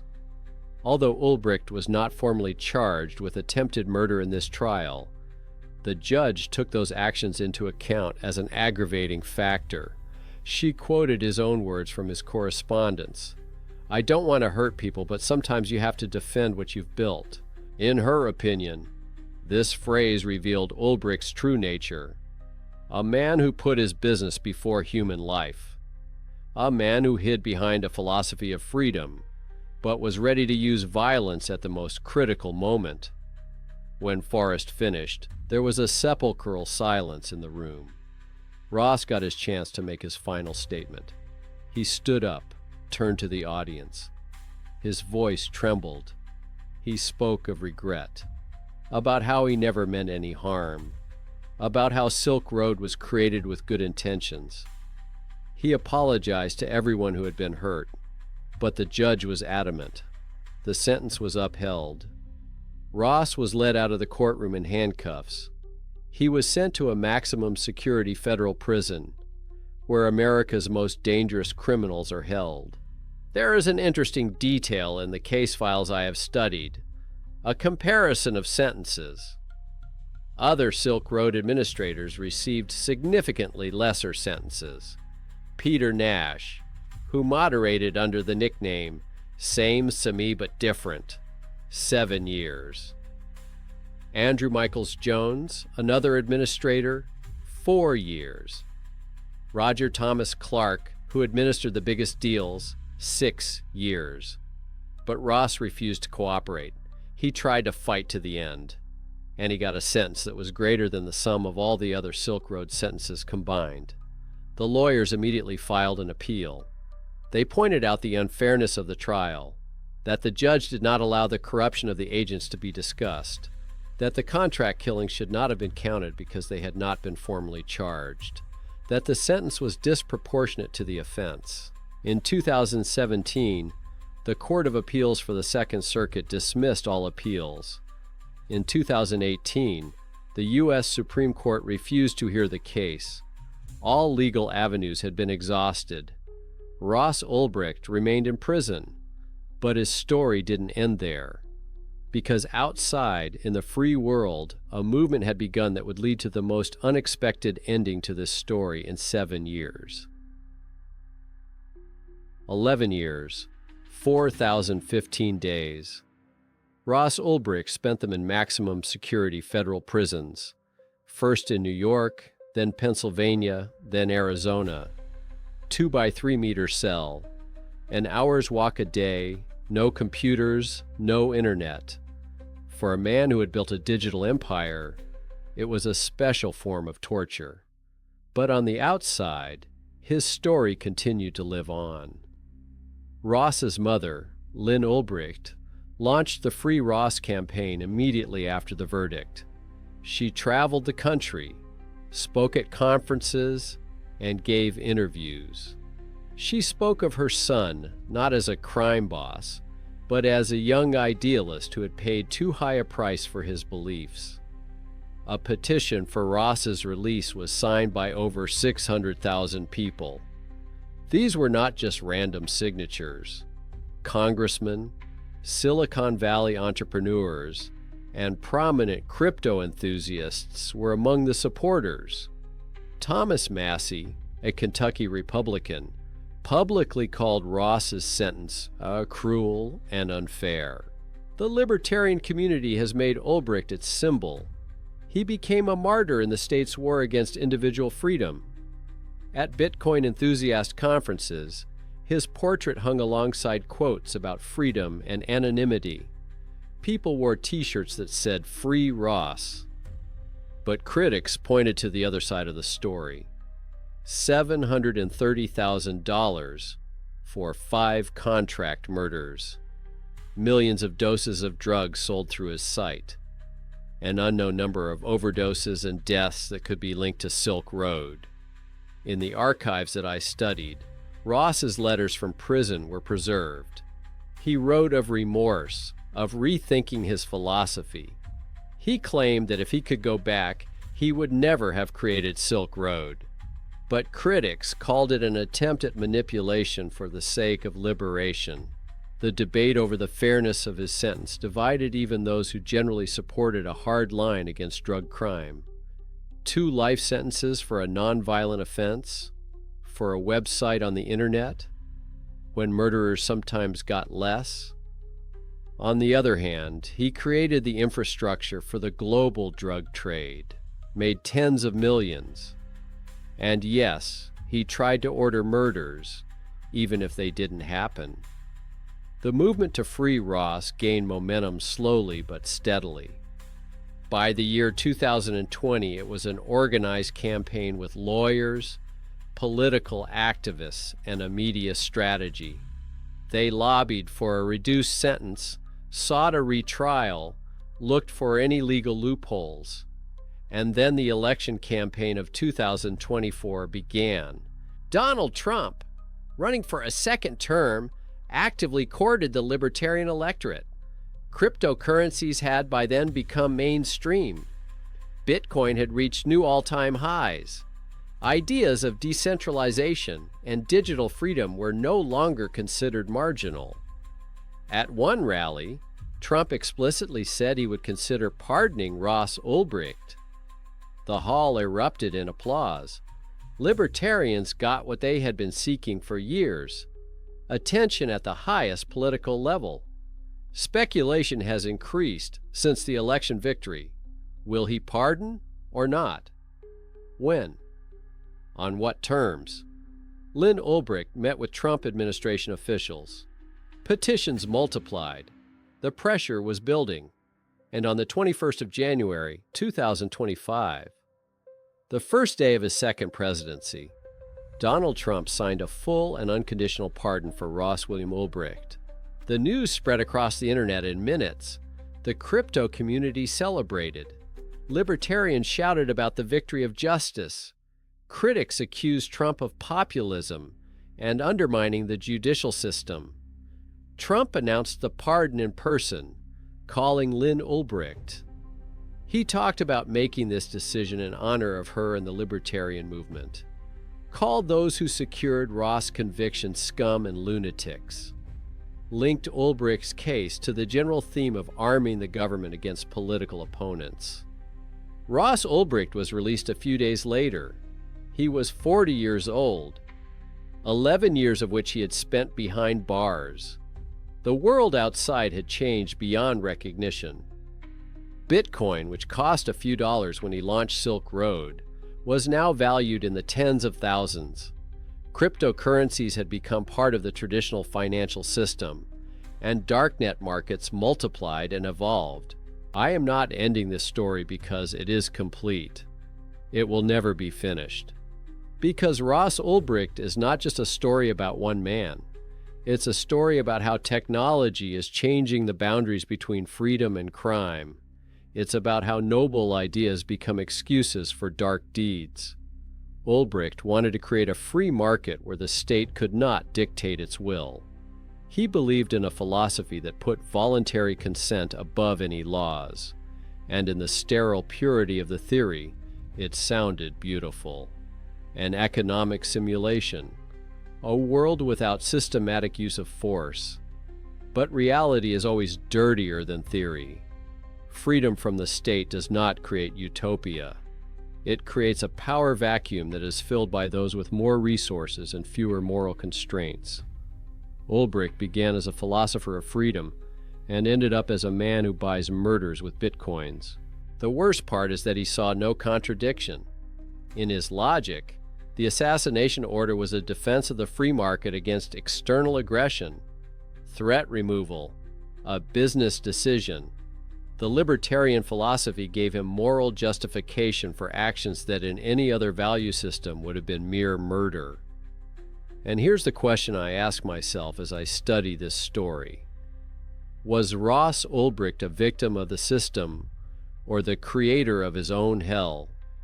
Is the punishment disproportionate to the crime, or does it perfectly symbolize the danger of digital empires without oversight? I don't know the answer. Perhaps the truth is somewhere in the middle. A young idealist who got caught up in being a philosopher and built an instrument he couldn't control. A state that decided to make an example of him and over-sentenced him. A technology that promised freedom but brought new forms of addiction and criminality. Today, as I write these lines, Ross Ulbricht is free. Silk Road has long since closed. but dozens of other sites have sprung up in its place. Alphabay, Dream Market, White House Market. Each has learnt from Ulbricht's mistakes. Each became more technologically advanced and paranoid. Ross's story didn't stop the Darknet. It just taught him to be careful. And Bitcoin, with which Ulbricht wanted to free the world from banks, has become part of the very system he fought against. It's being bought by pension funds. It's traded on Wall Street. Nations are creating their own digital currencies using the same technology. The irony of history is that Ross Ulbricht won and lost at the same time. His ideas triumphed. Cryptocurrencies changed the world. But the world that resulted is nothing like the free market utopia of his manifesto. My name is Mr. Darkweb, and I have told you the story of the Dark Prince, the man who used Satoshi Nakamoto's creation to create the first true anonymous empire, the man who proved the dark duality of any powerful tool. The technology is neutral, but the people using it never are. Ross Ulbricht has been given a second chance. What he'll do with it, time will tell. But his first story is over, and it's a story about how the road to hell really is paved with good intentions, especially when those intentions are backed by cryptography, anonymity, and a philosophy that justifies any means for a greater purpose.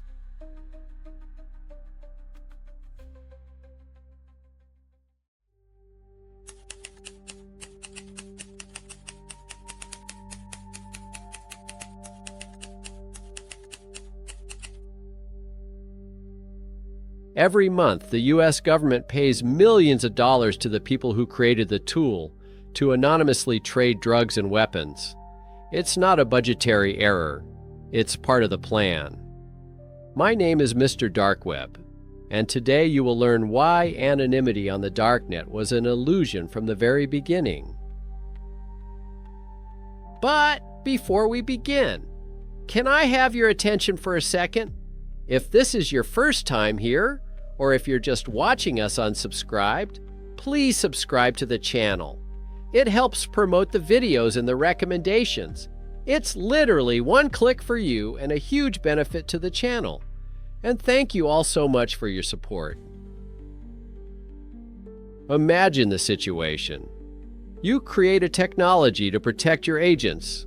7 layers of encryption, routing through random nodes around the world, untraceable sender or receiver, perfect anonymity, and then you take that technology and make it public.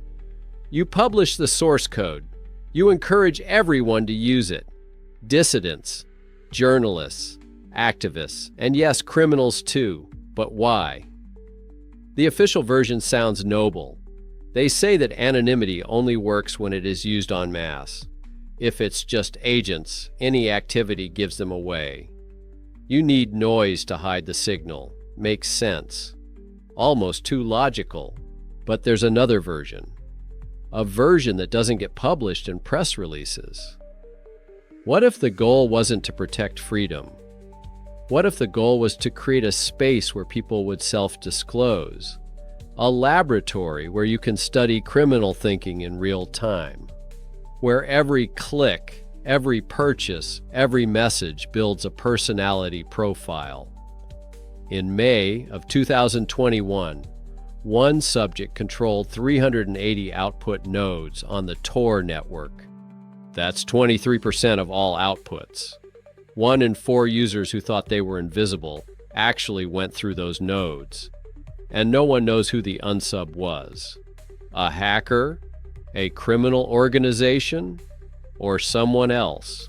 The TOR project received $8 million from the U.S. State Department in 2024, more than any other time in history. The technology through which 90% of the world's drug trade on the Darknet is funded by those who fight it. A paradox? Or a perfectly thought-out plan? To understand what happened in 2020, you have to go back 25 years. To the sterile corridors of a military laboratory where three mathematicians were solving a problem that would change the internet forever. They didn't know what they were creating, or did they? The story began on the 23rd of May in the year 1995. U.S. Naval Research Laboratory, NRL for short, East Coast, just outside Washington, D.C., a place where only the highest level of secrecy is allowed. In 1995, they were working on a problem that seemed unsolvable. Paul Siverson, a mathematician with 20 years' experience working for the Navy, specializing in cryptography and information theory. Michael Reed, an expert in secure communications. David Goldschlag, a programmer who had a knack for turning mathematical concepts into working code. The three men sat on a problem that was costing the lives of American agents around the world. Imagine an agent in Tehran. He needs to transmit critical information to Langley. Conventional encryption protects the content but does not hide the fact of communication. Anyone who intercepts the traffic can see that this man is communicating with U.S. intelligence. Even if he can't read the message, the mere fact of communication is a death sentence. What was needed was a system that hides not only what is being transmitted, but also who is communicating with whom. Total anonymity of communication. The task seemed impossible. Siverson came up with an idea that changed everything. He called it onion routing. Just as an onion is made up of layers, a message would be wrapped in multiple layers of encryption. The data passes through a chain of servers. Each server peels off only one layer, knowing neither the source nor the final recipient. The first node knows the sender but does not know the addressee. The last node knows the addressee but does not know the sender. The middle nodes know nothing. The concept was brilliant, but there was one huge problem that the military did not realize immediately. If this system is used only by American agents, then any activity on the network automatically gives them away. Imagine an empty desert road with only CIA vehicles driving along it. Any observer would instantly know who was driving. Anonymity only works in a crowd, and there was no crowd. For the next 7 years, the team worked in the strictest secrecy. The code was written and rewritten. Every line was checked for vulnerabilities. Eventually, the technology worked. The system provided foolproof anonymity, but only in theory.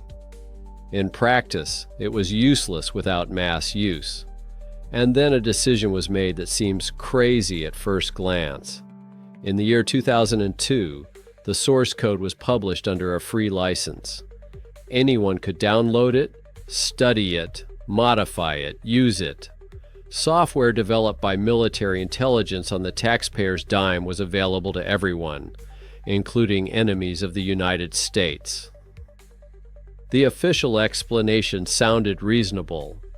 Open source code allows thousands of specialists to check it for vulnerabilities and backdoors. That builds trust. More users, better anonymity. It all makes sense. But there was another reason that was not spoken aloud. The military wanted the technology to be used en masse. They needed their agents to blend into the crowd of regular users. Activists, journalists, dissidents, paranoid, and yes, criminals too. The more noise, the easier it is to hide the signal. It wasn't a side effect. It was part of the design. On the 20th of September in the year 2002, the network was launched. The first nodes were deployed on servers at the Massachusetts Institute of Technology and several universities that cooperated with the Pentagon. In the first few days, several megabytes of data passed through the system. Test messages, checking connections, nothing serious.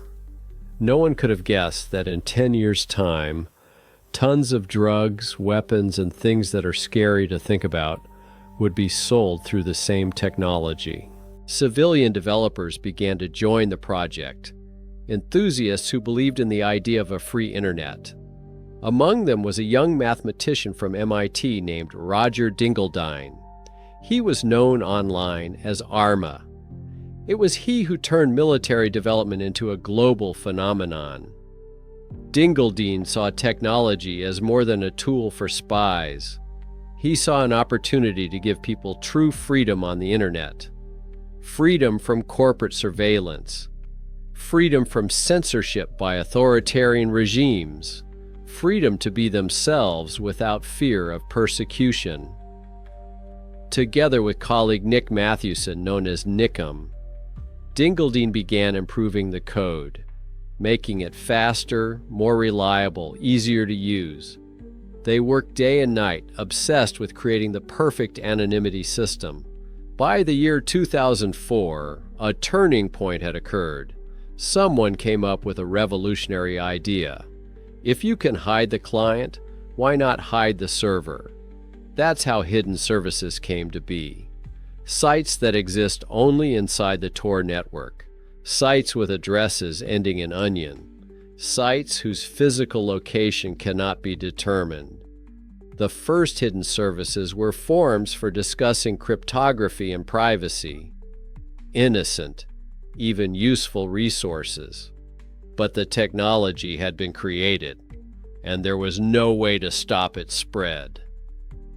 In 2006 year, the event that finally determined the fate of the project took place. TOR Project Incorporated was created, an official nonprofit organization registered in the USA, and that's where the fun begins. Guess who became the main sponsor of this organization? The government of the United States of America, Department of State, Department of Defense, National Science Foundation, the Defense Advanced Research Projects Agency, known as DARPA. All of them lined up to fund a technology that has already begun to be used by criminals. In 2012, 80% of the TOR project's budget, $2 million, came from the U.S. government. The State Department, the Broadcasting Board of Governors, and the National Science Foundation were the main funders. The official purpose sounded noble: to help defenders of democracy in authoritarian states. But there was another reason, which was not publicized. American agents around the world depended on this technology. It was used to liaise with informants in Iran, China, Russia, to coordinate operations in the Middle East, to protect sources in terrorist organizations. Shutting down the project meant blinding U.S. intelligence. And the fact that drug traffickers were using the technology in parallel? That was considered an acceptable loss. But some people realized where things were going. In the archives of the developers' correspondence, which got into the network, there is a letter from one of the early participants of the project. He wrote that the team was building a monster, that sooner or later the technology would be used for something so terrible that they wouldn't be able to sleep at night. He was quietly removed from the project. By the year 2010, several terabytes of data were passing through TOR every day. The network had thousands of nodes around the world. In this digital fog, something new was taking shape. Black markets, forums with banned content, services you'd rather not know about. The technology worked as planned. It provided anonymity. But for whom, exactly? For the agents who needed to protect their lives, or for those who were watching everyone else? The paradox was that the creators realized the vulnerability of the system from the start. Anyone who controls enough nodes can start correlating traffic. If you see when data enters the network and when it leaves, you can figure out the relationship between sender and receiver. It's called a correlation attack, and there's no defense against it. It's maths. The makers knew it. The military knew it. But they went ahead with the project anyway. They made it public anyway. They kept funding it anyway. But why? Maybe because the vulnerability was not a bug, but a feature.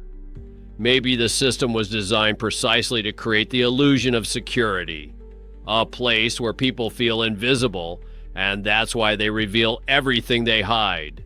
But these are just assumptions. The facts start to speak for themselves later, when other agencies come into play, with different capabilities and different goals. This story continued in the year 2013 when a man brought a thumb drive to the newspaper's editorial office with documents that turned the perception of how internet surveillance works upside down. Edward Snowden, a 30-year-old system administrator at the National Security Agency. In June of 2013, he met with journalists from The Guardian and The Washington Post in a hotel room in Hong Kong. What he showed them changed the perception of privacy on the internet. The documents revealed a scale of surveillance that few people suspected. The NSA was collecting data on everyone: call metadata, web browsing history, emails, messenger messages, programs codenamed Prism, Muscular, Tempora. But among all these programs, there was one that dealt directly with TOR. Turmoil, a project that started around the year 2005. It wasn't just a surveillance program. It was an entire infrastructure for intercepting and analyzing internet traffic. Turmoil consisted of sensors installed at critical points on the internet, where backbone cables cross the oceans, where traffic passes between continents. These sensors could do one important thing. They could recognize TOR traffic among billions of other data packets. Special digital fingerprints allowed them to pick out TOR connections from the general stream. That didn't mean the NSA could read the encrypted content, but it knew who was using TOR. Next, X-keyscore came into play, an analysis tool that NSA developers called a system that allows you to see almost everything a target does on the internet. X-keyscore took data from Turmoil, sorted it, and made it searchable.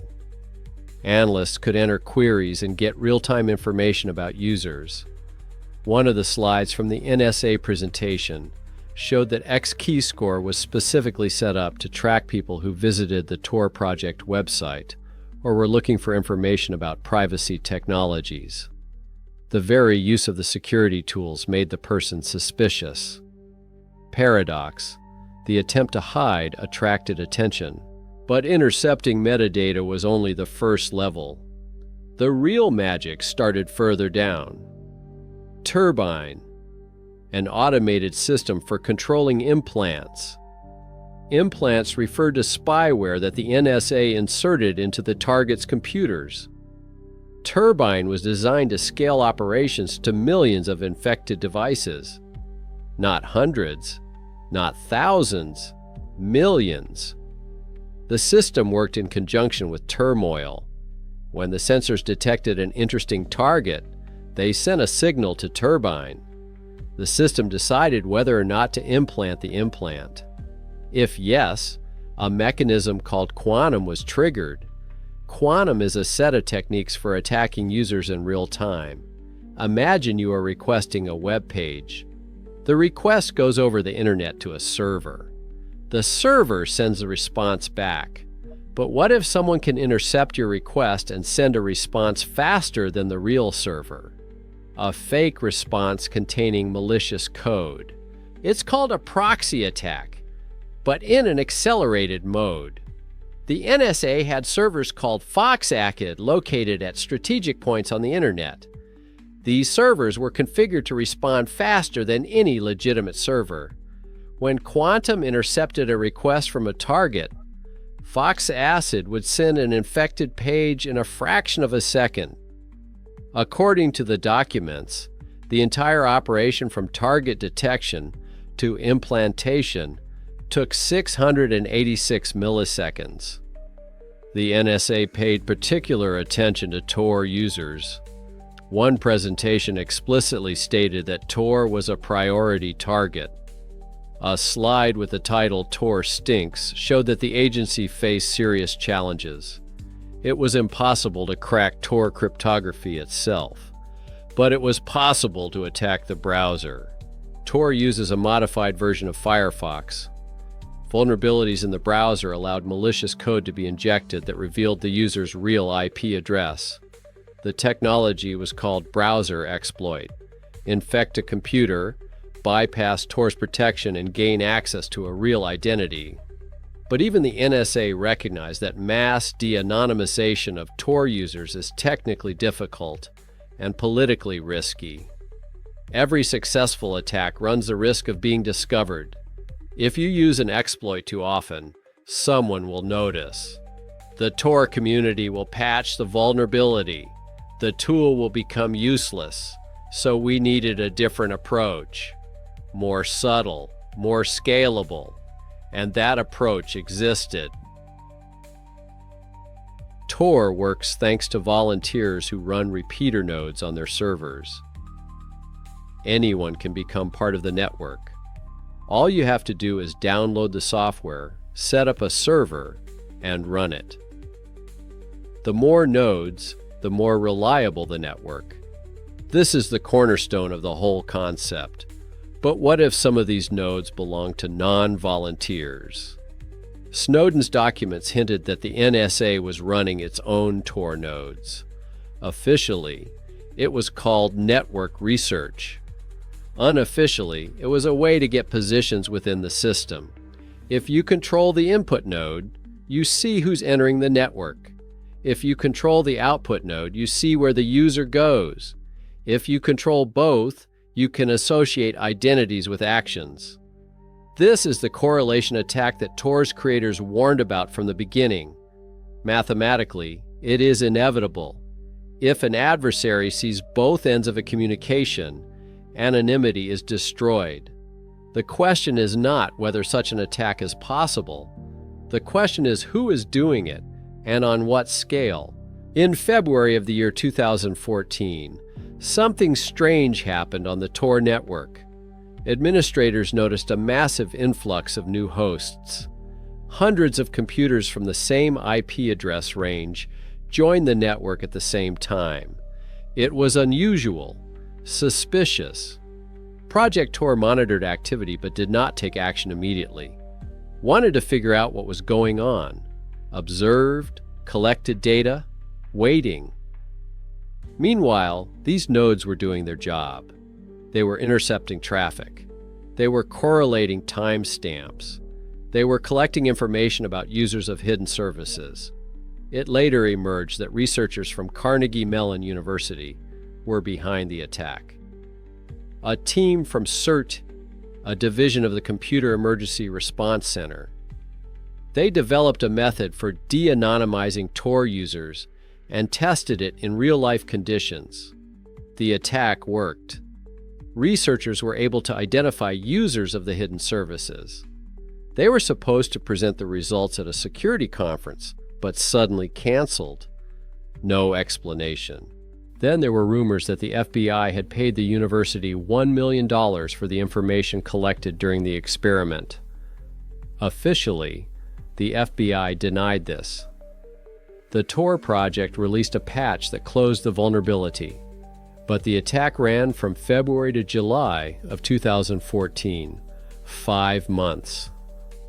During that time, millions of users passed through the compromised hosts.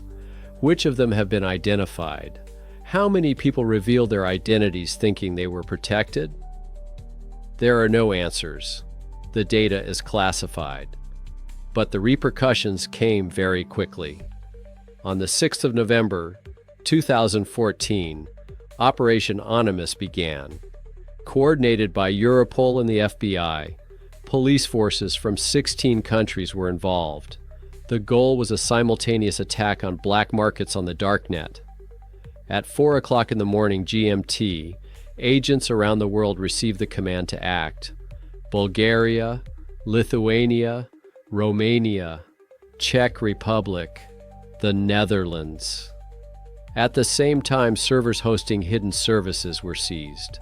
Official statements spoke of 400 closed sites, Then the figure was refined, 267 pages, making 27 separate sites. Among them were the big black markets: Silk Road, 2.0, Cloud9, Hydra, Pandora. 17 arrests, confiscation of $1 million in bitcoins plus 180,000 euros in cash.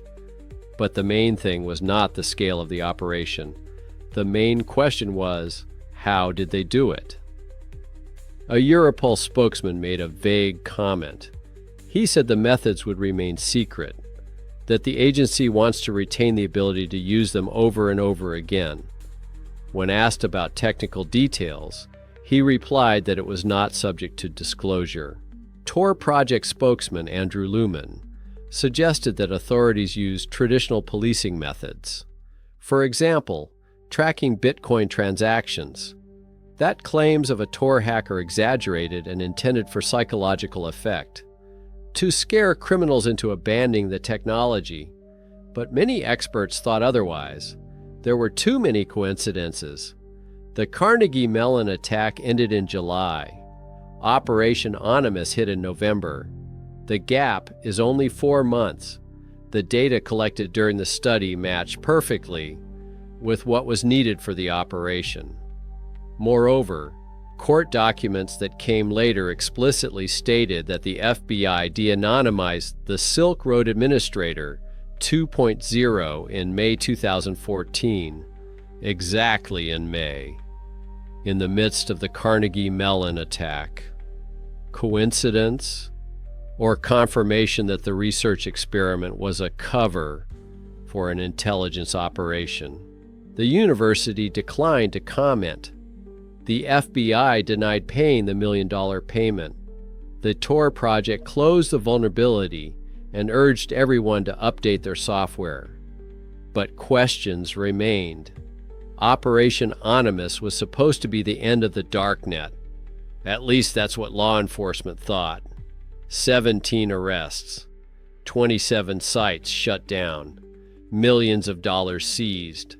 The message was clear. You will be found, even at TOR. But the opposite has happened.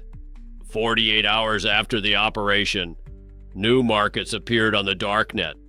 Abraxas, Nucleus, Alphabay, Hansa.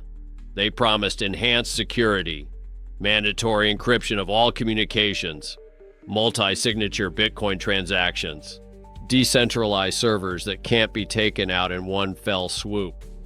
In 6 months, the turnover of drug trade on the Darknet exceeded the pre-operational level twice as much. Hydra grew new heads, stronger and smarter than before.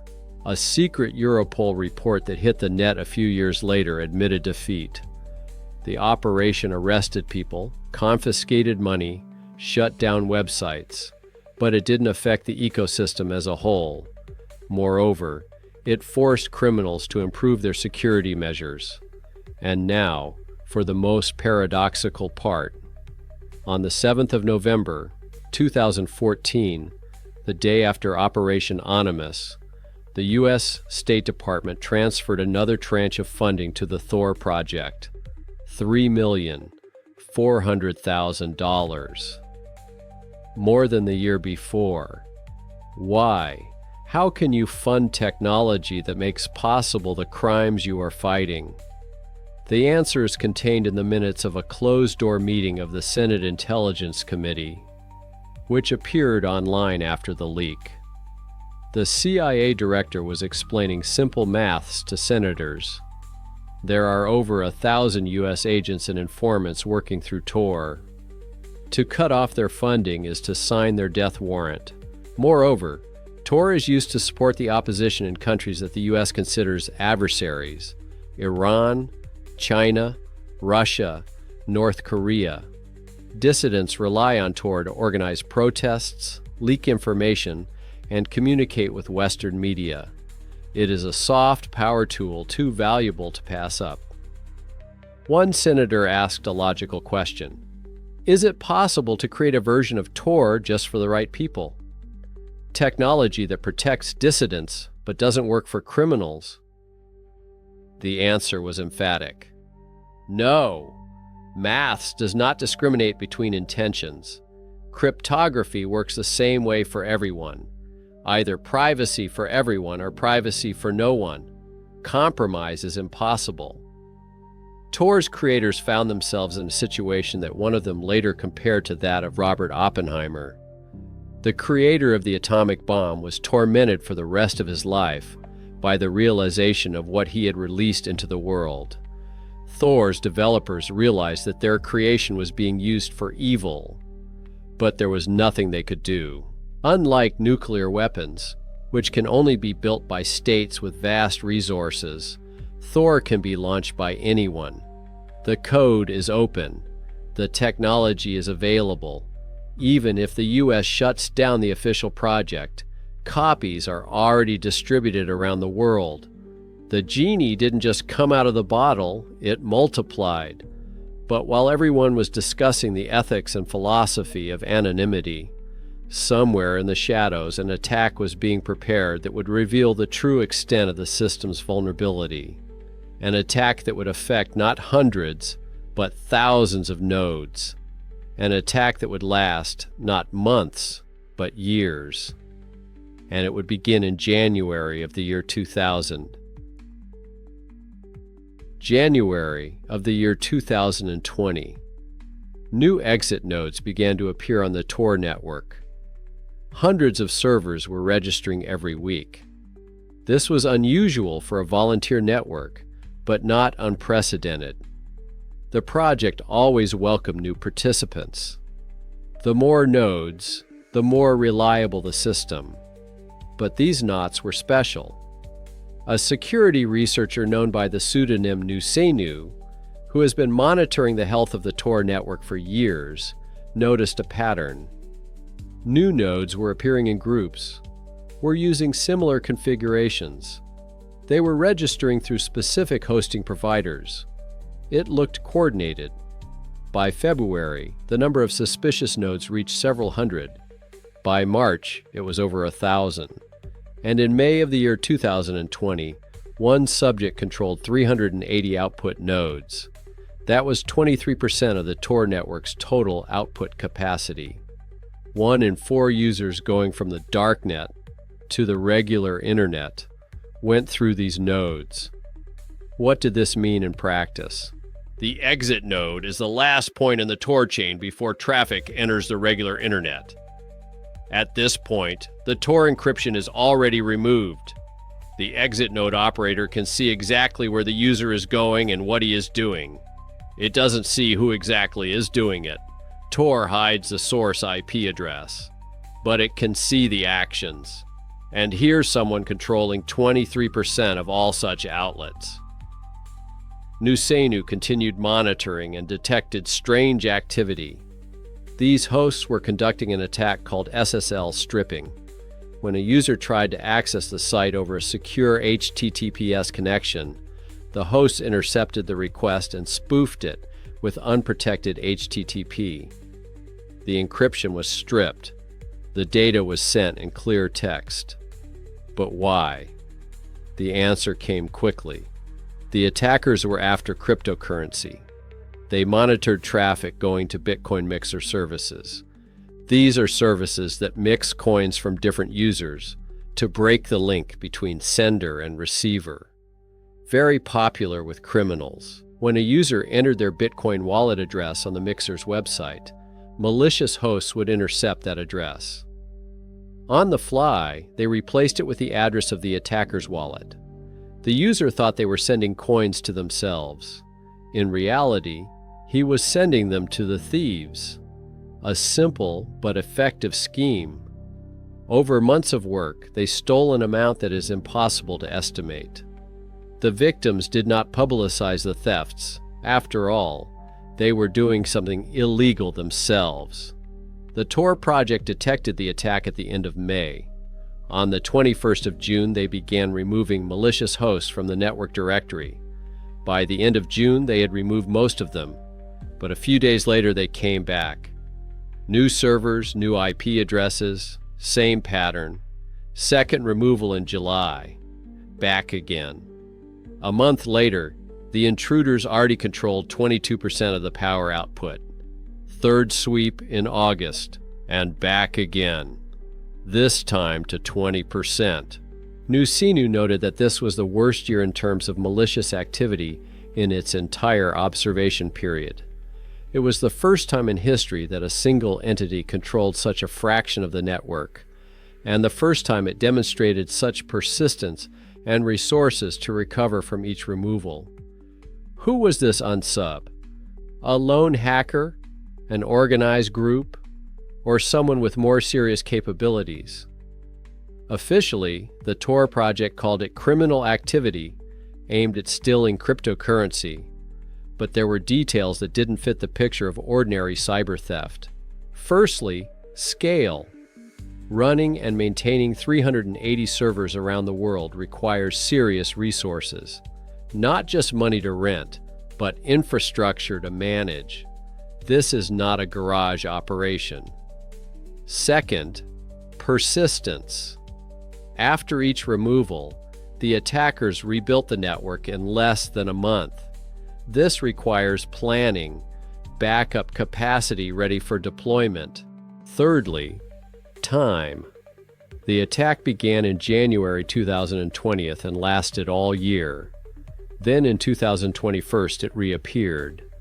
In May 2031, the attacker had already controlled 1,000 nodes. Not just output nodes, but intermediate nodes as well. If it was just stealing cryptocurrency, why do you need intermediate nodes? They can't see unencrypted traffic. They can't intercept wallet addresses. Their only value is in positioning them within the network for correlation analysis. And that's a different level of play.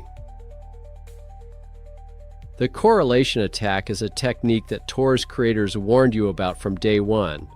It works like this. If you control the input node, you can see when a user enters a network and how much data is sent. If you control the output node, you can see when traffic leaves and where it goes. You can't see the content, it's encrypted, but you can see timestamps and volumes. Now you apply the maths. You look at when user A sent a request through the input node. You look at when the same amount of data went out through the output node to site B. If the timestamps match, taking into account the routing delay, there's a good chance it's the same data stream. Repeat the analysis for multiple sessions. Build an activity profile. After a few days or weeks, you can associate a specific user with specific actions with a high degree of certainty. This isn't cracking cryptography, it's metadata analysis. It's mathematically proven that TOR has no defense against such an attack. The only defense is that the attacker doesn't control both ends of the connection, but if he controls 23% of the outputs, the probability of hitting a compromised route increases with each session. The TOR project publicly recognized this vulnerability in its documentation. It says explicitly, if an attacker can observe traffic in and out, anonymity is at risk. It's not a bug, it's a mathematical limitation of the technology. But here's a question. If this is a known problem, why is the system designed this way? One could argue that there is no other way. Decentralization requires openness. Anyone can start a node. Otherwise, it is not a volunteer network, but a closed club. And in a closed club, agents become visible again. But there's another angle. What if vulnerability is not accidental? What if the system is designed to create the illusion of security while leaving surveillance to those with the resources? Think about it from an intelligence perspective. You have a technology that attracts anyone with something to hide. Dissidents, journalists, activists, but also criminals, terrorists, hackers. They all use the same system, thinking they are protected. Now imagine you're quietly running hundreds of nodes, keeping it low profile, disguised as volunteers. Year after year, you increase your presence. In 5 years, you control 10% of the network. In 10 years, 20. You don't break encryption. You're not implementing backdoors. You're just observing. You collect metadata, build link graphs, profiling behavior. Most users remain anonymous. You don't have the resources to keep track of everyone, but interesting targets eventually make their way to your nodes. The statistics work for you. Most importantly, no one can accuse you of hacking. You're just participating in an open volunteer network, doing the same thing as thousands of other node operators. The only difference is scale and purpose. This is not conspiracy theories. It is a logical conclusion from known facts. Fact 1. The NSA has programs to intercept internet traffic on a massive scale.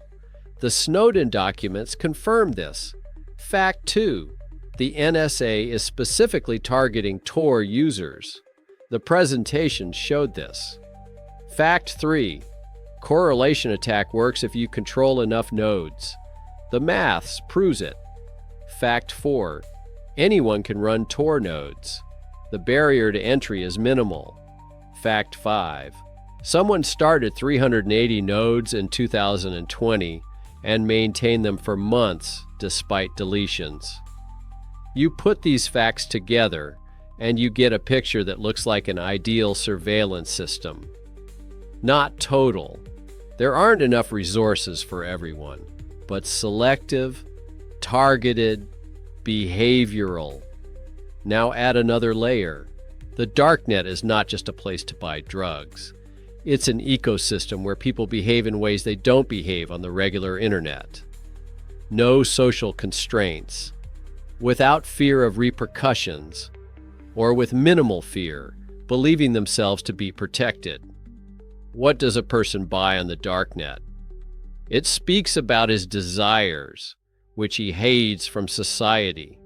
How does he communicate on the forums? It shows his real thinking without filters. Who's he making connections with? This reveals his network of contacts in the shadow world. Every action on the Darknet is data, not just metadata about traffic, but behavioral data about an individual, about who a person really is when they think no one can see them. In terms of psychology, this is called covert observation. When the subject does not know he is being observed, he behaves naturally, reveals true motives, true desires, true fears. Imagine a laboratory the size of the internet where millions of people categorize themselves: drug buyer, a gun dealer, a purchaser of forged documents, hacker, activist, dissident, paranoid, curious. You don't arrest them all. That's impossible and pointless. But you observe. You collect patterns. You build patterns of behavior. You understand how the criminal mind works, how underground networks are organized, how information spreads in the dark, and when necessary, you choose a specific goal and apply the whole arsenal of techniques. Correlation analysis, Bitcoin tracking, undercover agents, hacking through browser vulnerabilities, old-fashioned police work, but it's not about the arrest. It's about knowledge, understanding the environment, the ability to predict the behavior of entire groups of people based on data gathered through years of covert surveillance. The Darknet is becoming not a place of freedom, but a place of classification, a sorting center of human intentions, where everyone tags themselves with their actions, not knowing that these tags are stored and analyzed. Sound like a dystopia? It might, but look at the facts again. The technology was created by the military for their own purposes, made it public to gain a critical mass of users. They continue to fund it despite its criminal use. At the same time, created infrastructure for mass interception and analysis of traffic. Demonstrated the ability to run their own nodes. Conducted de-anonymization operations, the methods of which remain secret. And in 2020, somebody showed that you can control a quarter of the network, and nobody can prevent it. Because the system is open. because that's the way it's designed. This is not proof of a conspiracy. It's a demonstration of a vulnerability that can be exploited by anyone with enough resources. The question is not whether anyone can do it. The question is who exactly is doing it right now. The TOR project has been fighting malicious nodes from 2020 all year. You remove them, they come back. Remove again, they came back. By the end of the year, activity had decreased, but not completely stopped. In April 2020, the project cut staff by 30% due to lack of funding in a pandemic. Fewer people to monitor the network. Fewer resources to deal with the attacks. And funding from the U.S. government kept coming because agents depended on technology, because dissidents in authoritarian countries needed protection, because geopolitical interests demanded the preservation of the tool. It's a vicious circle. Created the technology to protect, opened it up to everyone to make the defense work, can't shut it down because they depend on it, can't fully control it because it's decentralized, but they can monitor it through nodes they run themselves or those who cooperate with them.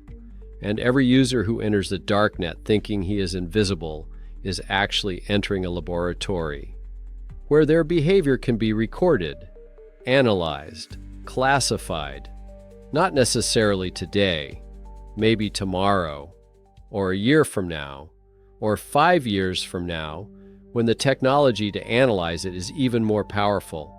Anonymity is not an absolute state. It's a game of probabilities, and in this game, those with more resources have the advantage. Always have, always will. The story of the 380 knots was over. But the questions remain, and as long as the Darknet exists, these questions will be relevant. Right now, there are 70 terabytes of data per second passing through the TOR network.